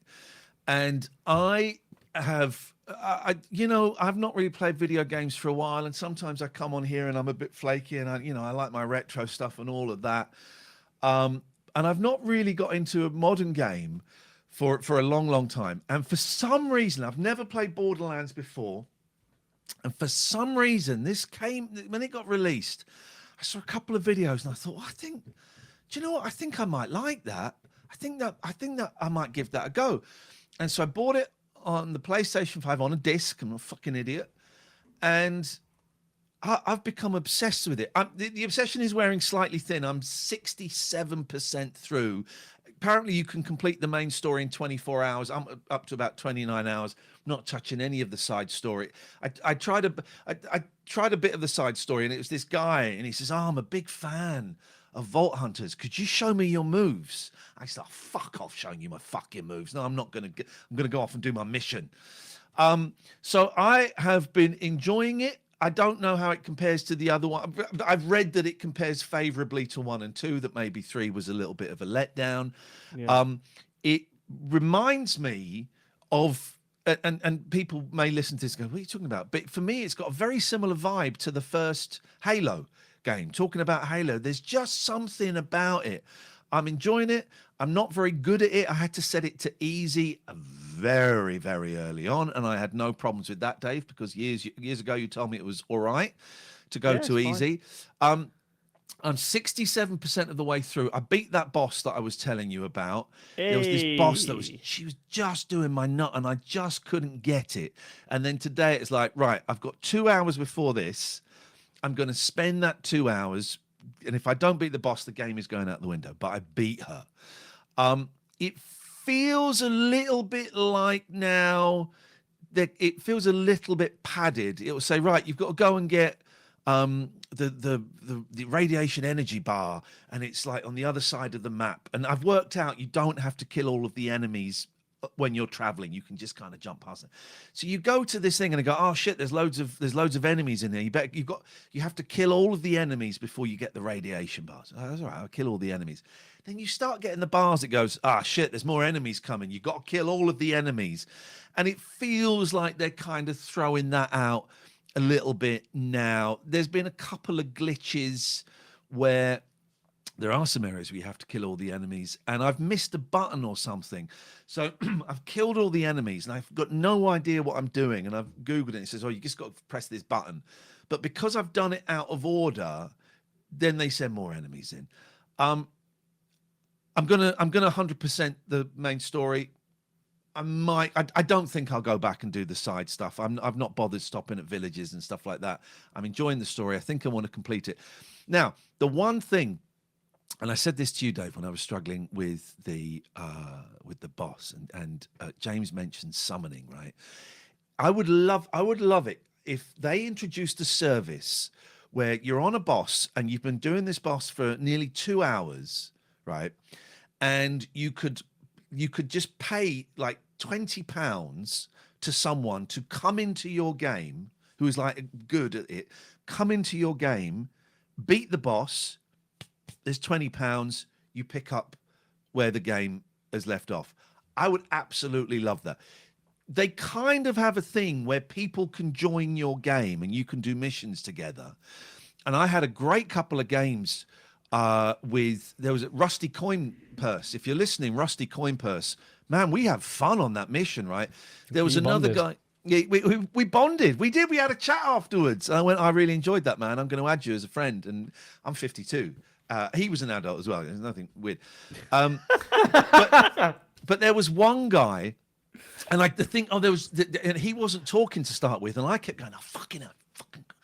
And then I would go, I'm really sorry, because I didn't know if they could hear me. I'd say, I'm really sorry if you can hear me. You might be a child. I don't mean to swear, like, fucking. There was one guy that got pissed off. He didn't have a headset. And there's these bits where you can collect guns. And I collected a gun. Well, he was looking at the guns, and then I collected a gun. And then he went mental, because I'd obviously, I'd taken his gun. I took his gun, right? So but I didn't know. I don't know the etiquette of this. So he started shooting at me. And he could obviously hear me, and I'd say, what have I done, man? And what he'd do is he'd point at me, then he'd get a gun and throw it on the floor and point at the gun. Quite quickly, I worked out what it was. I wasn't going to give him that gun. It was a great give me the gun back. Did you pick up the gun that he chucks on the floor? It's like, keep going. It says, Empty-handed by the end. thanks, I still mate. don't get it. I Yeah. still don't get it. If he'd have spoken to me, I probably would have left the game and kept the gun. So that has been really fun. However, it's a little bit haphazard, this method, because sometimes I've gone to the matchmaking thing and someone has joined my game at the exact point that I'm at. But then sometimes you get sucked off into someone else, into a stranger's game, but they're like at a different point in the story. And so suddenly you're, God knows where in the, 10, 15 hours or whatever. It's supposed to be similar, but it isn't. And you're off playing someone else's game. And I've done that, and I've gone, actually, I don't want to do this. So I've left. Yeah, Then if you don't get sucked off into another game, just play yourself. But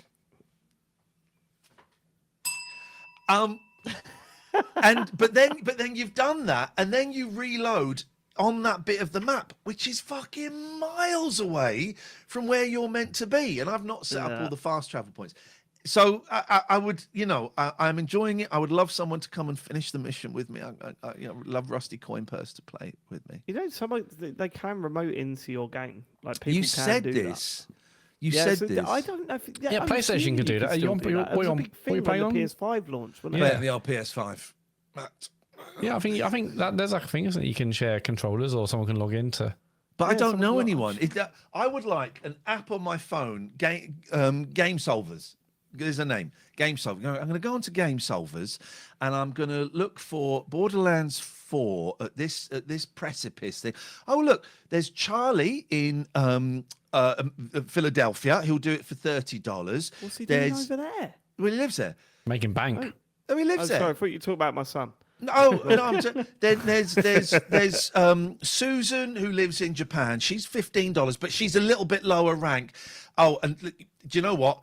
There's Mark, who's in Denmark. He's $30, but he reckons he can do this boss in 5 minutes. I get Mark, and then they come into the game.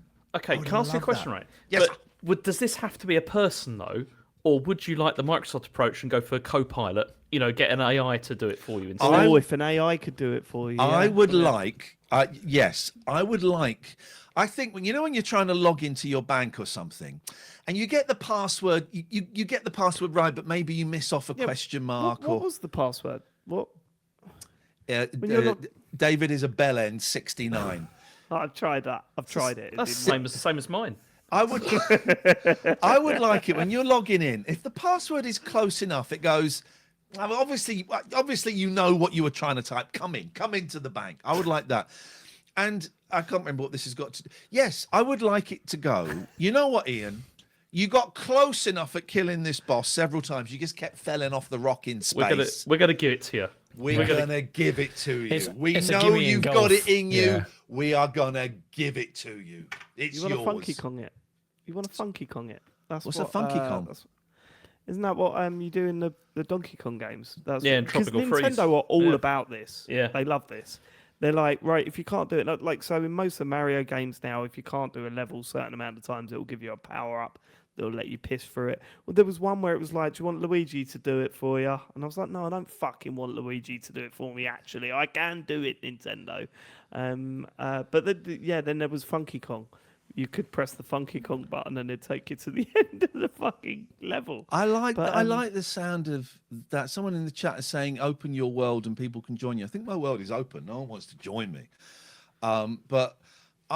It's frustrating, and it's starting to get a little bit repetitive now. But you know what? I'm gonna complete this game. Cool. And I'm also going to watch the Borderlands movie, even though it's awful. Oh God. Has anyone here seen it? No. No. Okay. It's on. I think it's on Prime. If you ever wanted to do a watch along, I think I'm going to watch it because it looks so bad, and I'm so invested in this universe now that I'm going to have some of that. So on Twitch, you can still do the watch-alongs, can you? For things on Amazon Prime Video. The last time I did it, yes, that was 4 years ago, admittedly. But I never think did you it. can. Sounds like a good feature. It was fun. We used to watch. We'd do a Christmas movie, and We watched a Mario movie, Super Mario Brothers movie together, didn't we? oh, that was it. So we did Super Mario Brothers. Yeah, it was good. Not a good movie. What else Borderlands have you 4, been I'm loving playing? it. Well, What else I've been have you playing. I've been playing a little game called chess, Oh yeah. and I put this in the. What platforms is this on? It's on chess.com if you want to know, and it's also on my coffee table. And I put this in the WhatsApp group, and James said the dumbest and the wisest thing. It encompassed everything. So I said, guys, when I come on Monday, I'd like to talk about Borderlands 4. I've also been playing chess, and James came back with. Have you finished it? Have you finished chess? Yeah. Wasn't quite what you said. You said, "Have you completed it?" I think. Oh, I yeah. think it was, but that's like that's like life, man. That's like a philosophical riddle of and I've not stopped thinking about. Maybe you said, "Have you finished it?" Maybe it was finished. I have not stopped thinking about that, and I know it was a throwaway joke, but man, that's done me in. That really has. I've not stopped thinking about it. I was trying to come up with a funny line, couldn't do it. Was looking for a funny GIF, couldn't find one. I was out. So thank you for that. So me, like I said, I don't see much of my kids. Small violin, very, very sad. But almost every night, we haven't done it for a little while actually, but almost every night, me and Alex will phone each other about 10 o'clock and we'll go chess.com. And chess.com on the phone, and we play it on the phone, and it's kind of a lovely little bonding thing. And I thought, what would be nicer is if I could play that on a chessboard. And ridiculous, it's a very long story, but at a ridiculous cost of £300, I bought a computer chessboard. It's called Chess Up 2. Chess Up 2. And it's a beautiful board, man. It's really stunning. I mean, it's ridiculously expensive. I couldn't really afford it, and I'm not great at chess either. I'm all right. And you can connect the chessboard to chess.com. So I text Alex going, chess.com. And he says, give me 2 minutes and I'll call you. And he rings up. He then logs in on his phone, and I log in on the chessboard, and I can see his moves light up, and I do that. I make a move on there, and it registers on his phone. And it's honestly, That's great.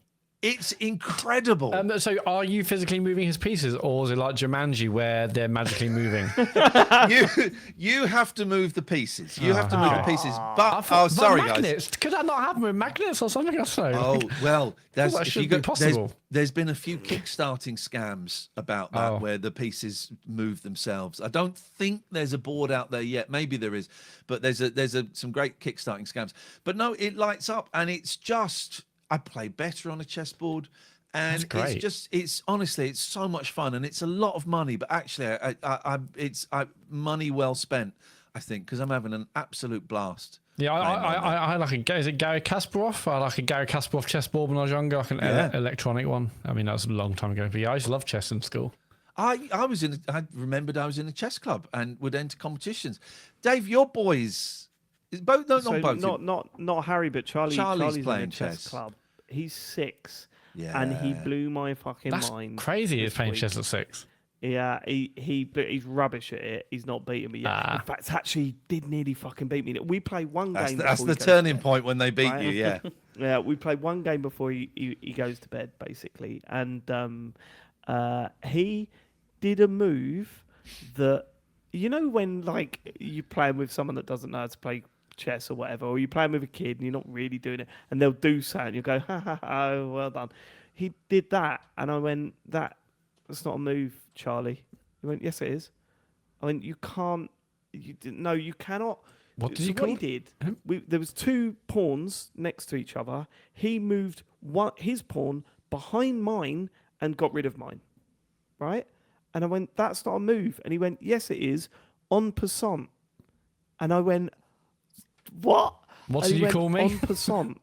I went, shut up, put your pieces back. And he went, look it up. So I looked it up. It's a complete legitimate chess move. And I was fucking fuming.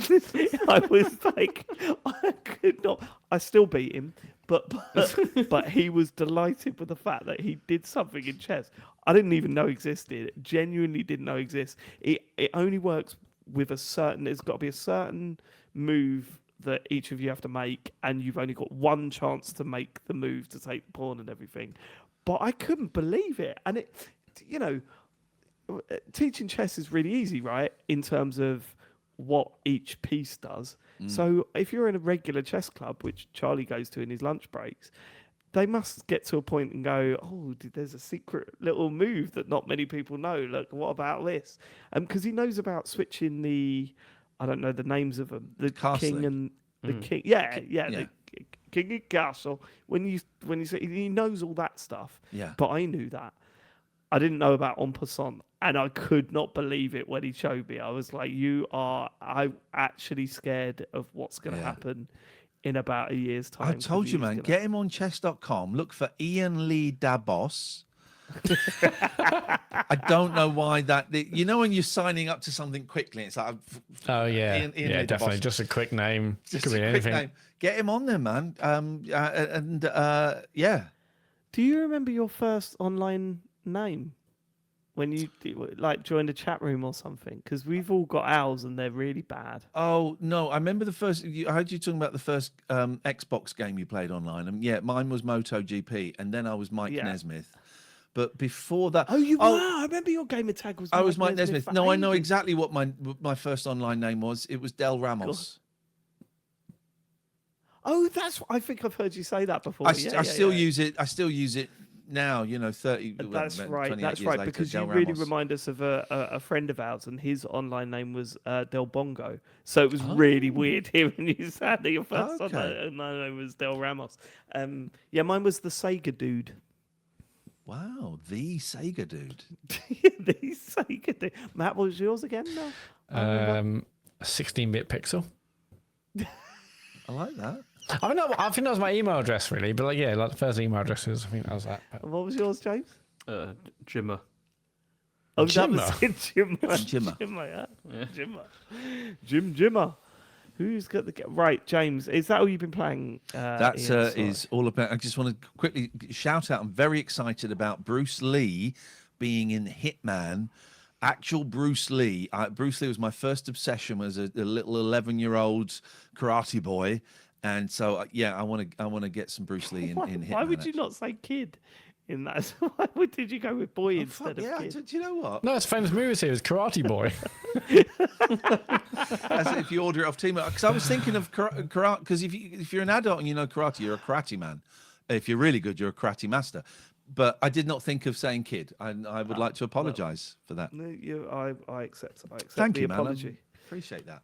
James Farley, I've just realised that you've played the biggest release of the week, Ghost of Yōtei, and we didn't even go anywhere near that. I wonder what's during happening. the But, show. I also wondered about that as well, but never mind. It's fine. It's fine because I mean next week Sean will be back and he's also played this as well. So maybe we'll go into it more depth I'm next hearing week. nothing but good things. John's playing it at the same time, and he said the opening hour is fucking incredible. it does look stunning. It's it really is. I mean, I've spent because on Friday last week we had German Unity Day, which is like the holiday. We get a holiday because it's for East and West coming back together again, and so I spent the whole of Friday basically playing it. Then most of Saturday, then most of Sunday, and I've put about nearly 15 hours into it, I think now, and just because. It's I mean, as you said, the first hour is fantastic because they put 15 hours into Ghost of Yōtei Yeah. since last week. Yeah, it's Fucking like, you hell. know, it's so I found it really addictive like to play, and the reason for that is because the story gets out of the way really quickly. Like they it's a revenge tale basically, but then it really seems to be focused instead much more on you not creating your own stories, but you creating your own adventure through exploration and through just coming across stuff and finding stuff, and which then guides you towards other things. It's like kind of like the opposite of like the Ubisoft, like here's icons all over the map, go and visit these. It feels much more like sort of organic discovery, as you're sort of like, traveling across the map or whatever. But it's just that this gameplay flow is so nice because each of the stories that you do, each of the missions you do, they're all pretty short. They don't take very long. But that's what's brilliant about it, because you end up just being like, I'm just going to do another one of these, like another bounty or whatever, because it doesn't take long and you instantly get like really, interesting rewards for it. And it just feels nice, to play. And it's like so far, it's so polished and so sort of frictionless. Like there's no irritation at all with anything that I played from it so far. The combat is massively improved, I would say, over the first one because it's much more dynamic. In the first one, they did that thing that like in like old I don't want to in old like martial arts films where you'd have like the guy who's like fighting and then I all want the to know people what you are didn't around. want to say. I want to know what you didn't want to say then. No, I was just trying to think of how to put it, but I thought of a good way of saying it, so it's fine. And anyway, Right, okay. so it's where you had like, the guy fighting and then there'd be all the other, like the extras around that are all sort of like moving, but trying to look like they're part of it, but they're not really. And Ghost of Tsushima was like that in the sense that like you were fighting one guy and then there'd be all these like kind of extras around that would then have a go after you'd done one of them. This one doesn't do that because they're all like kind of coming at you, all having a dig. And it's so you feel a lot more sort of, achievement really from being able to take on like lots of enemies at the same time, like because you can like flick between them and stuff like that, which is really cool. So how many men are you beating off in one go?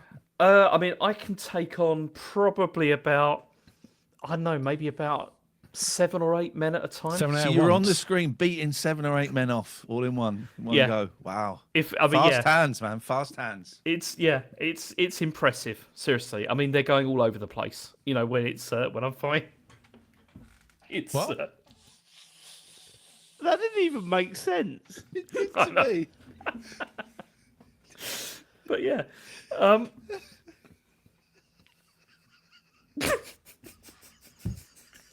This is pathetic. I'm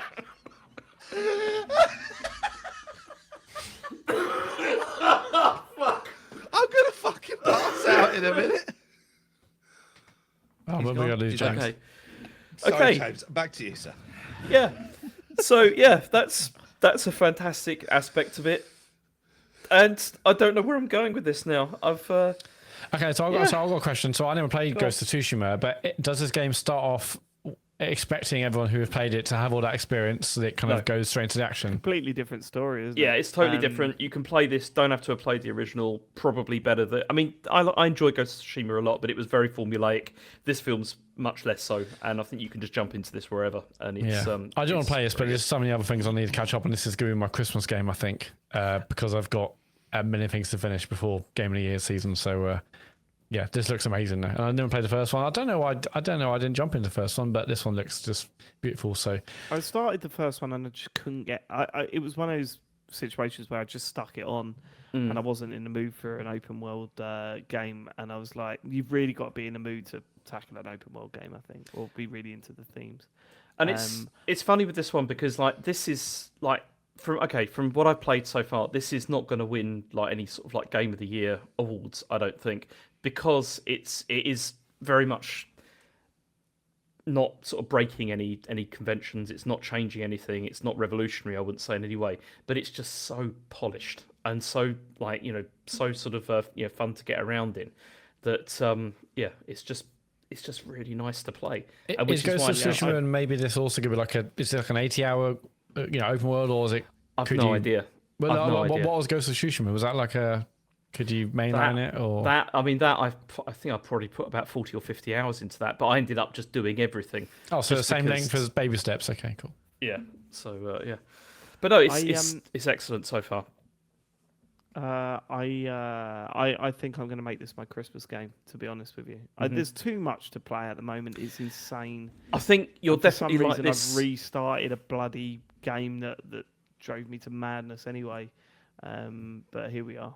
This one I could recommend like much more than Tsushima because I think this one is just it's much more sort of welcoming. I think as you're coming in, and as I said, I'm just enjoying exploring, going around, picking up missions, meeting people. It's been a lot of fun. It's very good. Going around. Cool. Have you played anything else? Yeah, I finished Death Stranding 2 as well before I got into this. Because I mean, I finished it last week and I ended up mainlining it towards the end because I was doing all the like construction, building everything, and all that kind of stuff. And I might go back and do that at some point, but probably won't. But overall, I thought it's pretty fantastic, and the story significantly more coherent, I would say, than the first game. Like I really think so. It wasn't. I didn't find it particularly difficult to follow. It didn't really go off in weird directions. I mean, there's weird stuff of which I sent you a lot of that, David, like some videos and stuff that I thought you'd enjoy. Yeah, and no, but you didn't. You didn't enjoy it. He didn't. No, it was yeah. But I mean, and the thing is, I would say, but it's all about the context now. It's that they all come out of nowhere, those things, and but. Overall, though, really enjoyed it. And actually, I'd say that Death Stranding 2, it looks better than Ghost of Yōtei, I thought. It's I still think it looks better. But yeah, very, very good game. Very, very enjoyable. Oh, hang on. Sorry, Dave. I've flicked on my phone and David's voice came up. That was not. Okay, why? It's all right. I'm done. Sorry, that wasn't an alarm. Sorry, I saw I had a text. I flicked up, went to a digital recording of Dave. I use it to get off. I apologise, James. It's been a really smutty episode this week, Hasn't it, Matt? Yeah. Well, why are you looking at me? Dirty You boy. bring the smut. That's what we've been playing this week. Should we get to questions that have been sent in, Matt? Oh yeah, that's me, isn't it? Yeah. If you want to send us a question, go to tcgs.co. We can start with Oofa Doofa. You. Since the number one Life is Strange fan is on the show tonight, I was wondering, what do you all think they need to do in order to turn around the series? Can they at all? It's one of my favourite game series, and sadly, I don't see it sticking around for much longer. I'm still hopeful that Don't Nod can keep the spirit alive, but I, like you guys, was not impressed with Lost Records. Even though I enjoyed the characters themselves more than y'all, I thought the story was a whole lot of nothing. That being said, the love I have for Life is Strange 1 and 2 is what makes me still believe. Fucking yikes from Ufa. Also, P.S. Y'all were just as cringe as the dialogue from Lost Records. And I need no other proof than, and that's the yoke. Nah, because that was they misheard me when I said that's a yoke. I was saying that's a joke.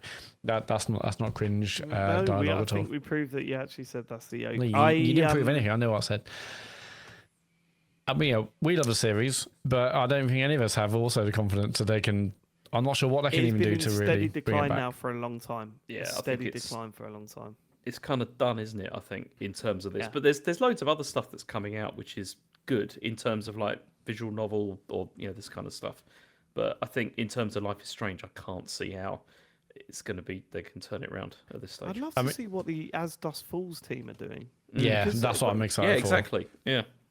It just seems to have gone quiet on that front. I'd love to know what their next game's going to be. It feels like their Hail Mary was bringing Max back, and we weren't a fan. and they fumbled it quite What was- quite poorly. What was that other one that's coming out soon that Matt you were talking about? The one with superheroes. Yes, it's got that's episodic. What is that? It's got Alana Like the Pierce very and those other. cartoony looking one. Yeah. Yeah.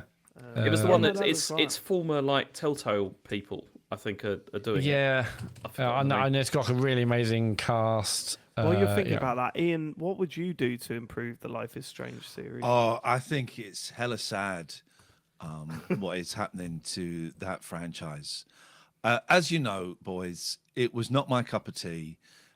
That kind of thing, I just found it tedious. I found the dialogue awful. I found it. But I get with the first one that loads of people loved it, and you all loved it, and I don't understand why, but I respect that you loved it. And I just thought it was absolute shite. I mean, if you thought that, I mean, Ian, I think you should try Lost Records. I think maybe you'll my- have Is a that different the experience of that. is that the I scream, you scream, we all Yeah, scream for yeah, ice yeah. cream? Yeah. Oh, God. That's You one of the posted a worst clip of that, and lines. it was something like you wrote something like, "What the fuck am I playing?" Yeah, so bad I didn't even bother with the second half. Yeah, that other game which I Hey, want little in furball. is it's called Dispatch. And it's out on the 22nd of October, but that's episodic. Yeah, I think the first 2 episodes might be out on day 1, and it's 1 a week for the next 6 weeks. It's got a really good cast. It looks really interesting. That's Dispatch. Yeah. Cool. You guys ever thought about, the Americans, and when they're doing their podcasts, Yes. they're like sat, hey man, they're like sat in a lounge, Smoking the They're reefer? just smoking the reefer, maybe eating hot sauces on their foods, naughty boys. You ever thought about getting a setup? Well, I was in IKEA the other day with Catherine and her daughter, and while it wasn't IKEA, it was one of those furniture shops.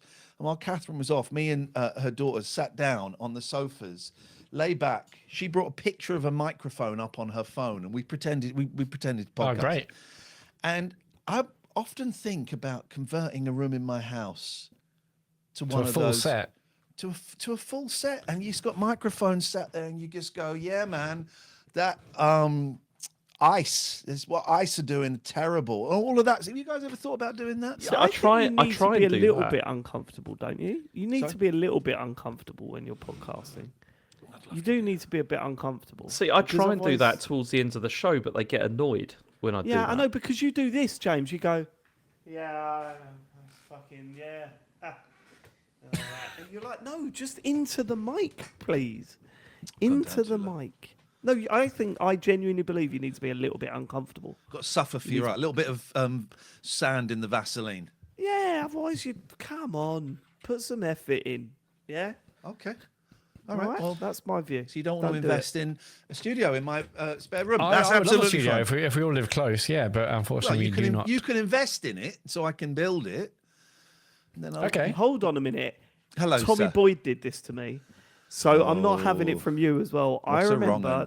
Did Tommy he ask for Boyd- money for you? No, he didn't. No, to be fair, Okay, but he then. did. He did take me out to a You're building libeling site. someone. This is 100% true. Took me to a building site and said, "This is going to be your TV studio. I can't wait to see what you create in this." That was about a month before the station folded. So Would you have been allowed to have used the car park? I was allowed to use the car park. I know to all play of the radio, law. yeah. Oh, Yeah, I you know. do, I yeah. know the law Yeah, no, of the I was show. allowed to. It was Snoop Dogg that wouldn't let us Deep use the cut, car park. yeah. Yeah. Dash radio. Dash radio, yeah. Fucking hell, Dash radio. I miss all those right. guys. Still going. Still going. And so are you. So are you. Yeah. Jeff Keighley has messaged. Oh, Yes. All right, lads, how's it going? Found the show here, despite some of you being quite mean about me in the past, but let's not drag up the past. My big popular award show is coming back on December 11th, and believe you me, it's going to be an absolute corker of a show. Just reaching out to ask if you have one particular trailer you'd like to see. It can be for any officially announced game, perhaps that's Space One for Naughty Dog, GTA 6, Kojima's new stealth game due in 2030, Fable, Witcher 4, Elder Scrolls 6, etc. You want it? I've got it. I've got contacts to anyone and everyone in this business, but only you can put forward one game as a group. Let me know and I'll make it happen. Oh, one game as a group. New, Okay, new, good. new Mass Effect. The new Mass Effect. No, Come no. on. That wouldn't be top of my list. I'd love it, but Yeah. that wouldn't be top of my list. I would have Mario Odyssey 2 above that. Yeah, but that's not been announced. Oh, it has to have been announced. Yeah, officially announced game. Yeah. Oh, sorry, I missed that bit, Jeff. Sorry, I'm not listening. Well, GTA, I guess, but I mean, don't, that's not fun, is it? If it's No, because officially I mean, we know. Yeah, I mean, I'm obviously excited as hell for GTA 6 is my anticipated game, but I don't need to see a new trailer for that. Like, I want to see. Yeah, I mean, I think Mass Effect or something we've kind of seen a key of, and nothing else would be a bit more exciting, wouldn't it? Like, holy shit, we're actually going to see. I mean, I think I love seeing a new Kojima stealth game. I think it's called like Fizzant or something, and we've only kind of seen. Oh mate, the no cast. way are we putting that one forward. I'm not interested in watching a Kojima trailer. Absolutely not. No. Yeah. Ian, is there anything that's been announced? I'm going to that be you're completely looking forward to? honest. My mind was I was off somewhere else. You've had my attention for 2 hours. I'm ADHD. I'm not I don't medicate myself for that. I've not had a coffee. I have no fucking idea what that question was and what you're talking about. So I'm going to bow out of that one graciously. Thank you. Okay, well, we will. Just being dock your honest. Appreciate honesty. Yeah. yeah, James, are we really going with Mass Effect? Yeah, why not? Because come on, we've not seen anything of it. It's never going to come out anyway now after this EA thing. So let's just see something. Okay. What if I offer an alternative that isn't a game that I'm really excited to see a trailer for, only to see your reaction to it? What if we didn't go for Mass Effect and we went for David Cage's Star Wars game? Oh yeah. no, that okay, yeah, let's do that. Please, can we do that? That is 100% what we should that'd do. be a great one to see. Jeff, make it so. I want that, please. John Sous Vide Machine has messaged. What is the first video game you actually remember completing? Mine was Tasmania on the Master System, mainly because it's pretty half-assed and extremely easy version of the Mega Drive version I seem to recall. I can Double answer Dragon. I can answer that For me. question. Go on. What was yours? A Way Out. That was What? the first one. First one you ever finished? I'd never completed a game before. I mean, I'd never completed a game before. That's true. That's a true story. Don't look. James looks sad. Matt looks Shocked. disgruntled, shocked, and they had never completed a game before then. Oh, mean, what why did is I that- look like? You Why look did like you bail out of that one? are you editing, Matt? Yep. You look like a cunt. Now, Fuck's sake. James, what's the first one you remember completing?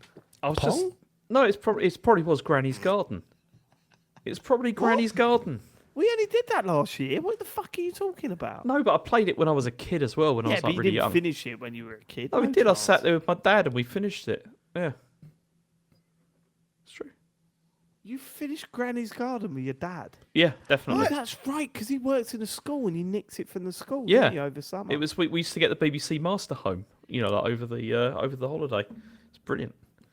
It wasn't, but actually no, it was. the BBC Master's a great machine. Yeah, having that over the summer holidays. Funny, a lot of kids did that. If their parents were like the tech teachers or their headmaster or headmistress, they'd get the BBC. Do you remember when they used to give like the hamster to kids over holidays to look after? Yeah, the school do they hamster. do they That's still do weird. that? Yeah, we used to do that. Yeah. You get the hamster for like 6 weeks. That's a weird thing to do. Yeah. Matt, what's the first? I think it's a game called Mouse Cheese on the Commodore 64, but I think that's not true, is it? no, That I remember sounds there being like cheeky. a mouse. I'm just trying to find it. No, I remember there being like a game with mice and cheese on the Commodore 64. I mean, one of my first. I mean, this is kind of vaguely related, but one of the first cheats I found was for Batman on the C64, and I think there's like a level where afterwards it said you had to rewind something, but instead I pressed a few buttons and suddenly I was on the last level after loading, of course. Yeah, I swear it's like I think it's like a cartridge game actually on maybe it's a Amiga 500 actually. Yeah, cartridge game, Amiga 500. That kind of rings a bell. All right. They're the games we've completed. Should we do one more? Yes. Okay. No, that's not going to work. Okay, let's try. Oh god, there's loads of good questions here. Let's try Eskill. Dear Sex, Dreams and Love. I saw a very sad movie about children abandoning their parents on Friday, and a very funny and sweet movie about chimney sweeps checking in on their blokes right after.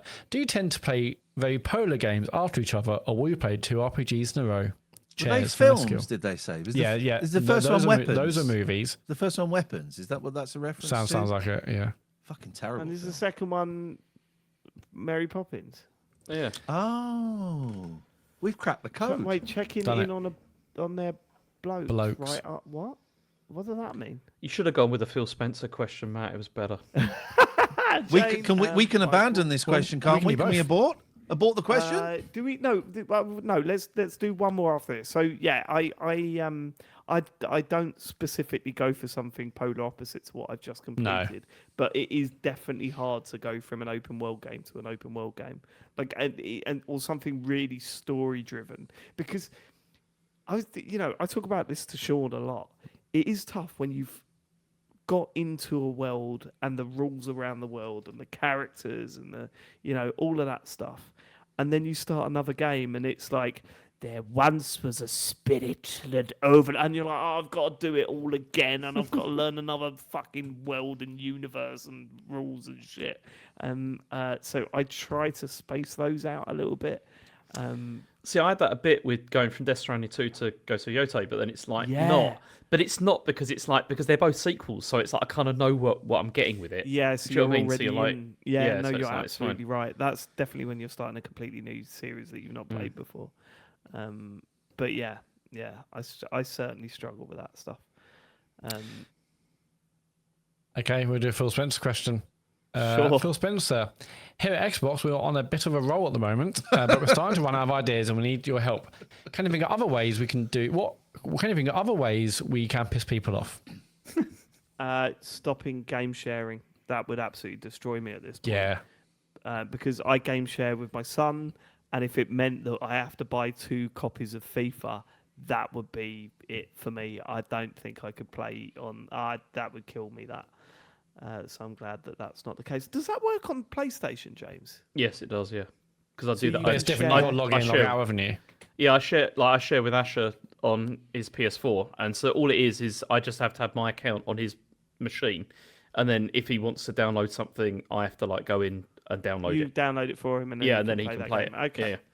Oh, that's good. But if you log in, then he logs out. So the Xbox one is so seamless, isn't it? You can play whenever you want on your own account.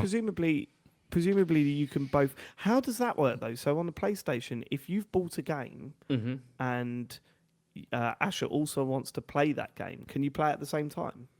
I don't. Last time I checked, you couldn't I don't basically, know, I've the never moment tried James that. logs in, then Asher won't be able to use his games. Asher out. It would Unless that's changed. definitely work if it's there's a PS5 version and a PS4 version, because they're essentially different games, if you see what I mean.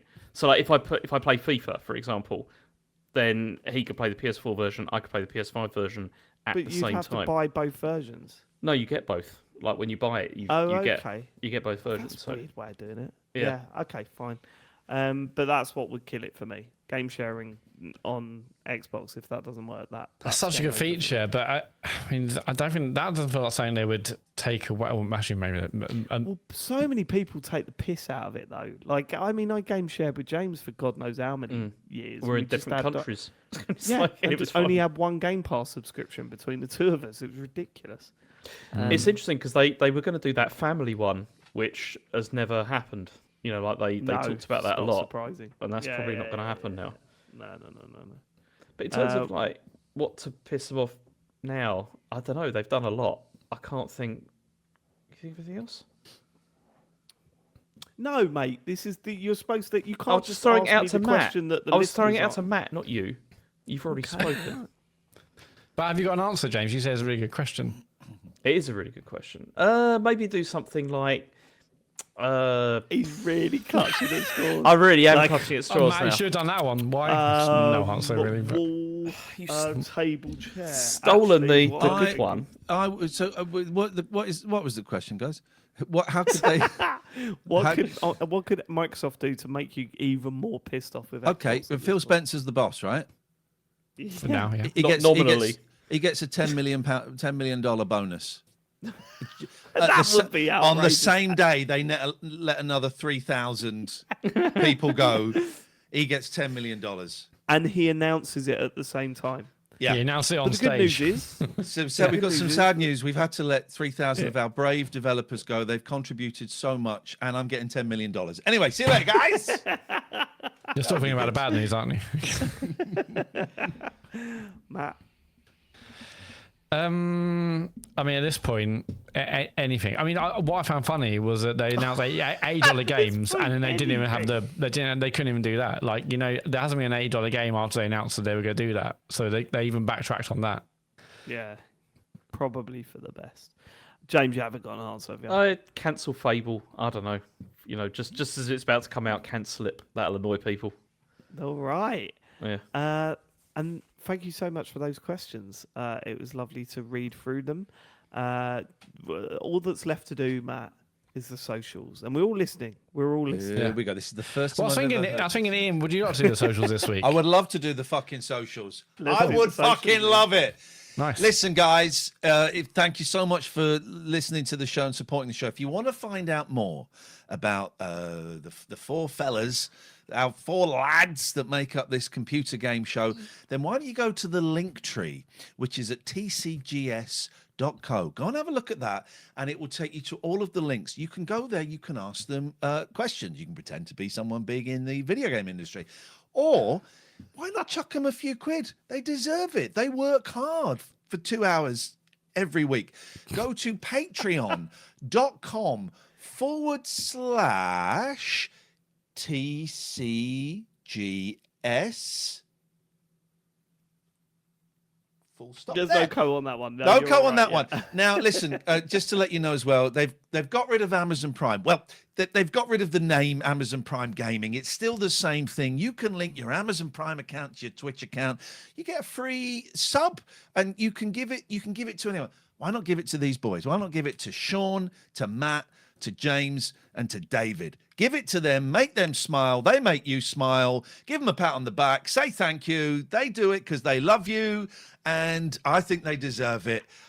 There you go. Well done. Well done, guys. And I want to say thank you to the four of you as well for making dreams come true, making entertainment that you can listen to, you can learn from, you can masturbate to. All of this stuff comes from Matt's soul, comes from David's soul, comes from comes from our souls, right? All of this stuff.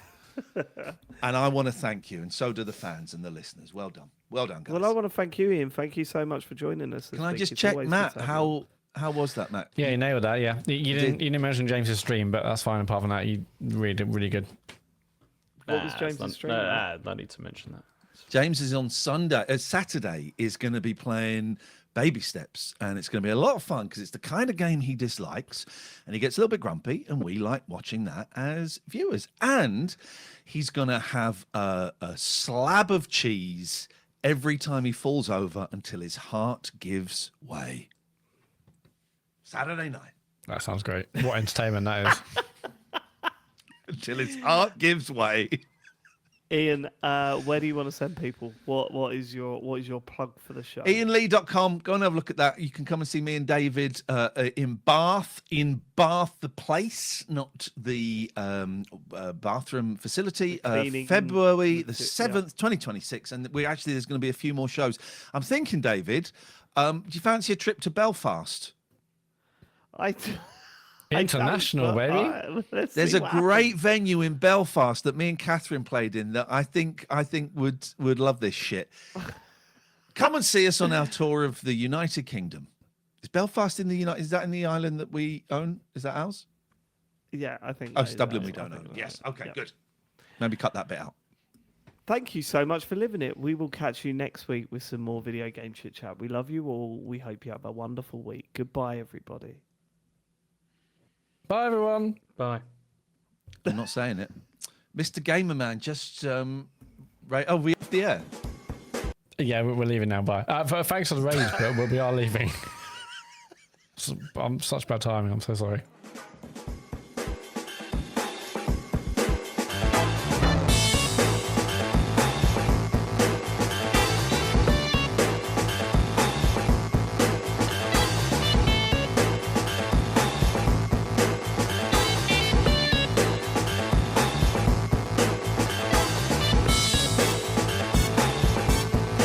Heavily our live I mean, sorry, it's already over, but we can keep talking. This is gold. I always switched to a different scene, but we're back now. There's someone in the chat called Cranky No Ass has written "laugh my ass off."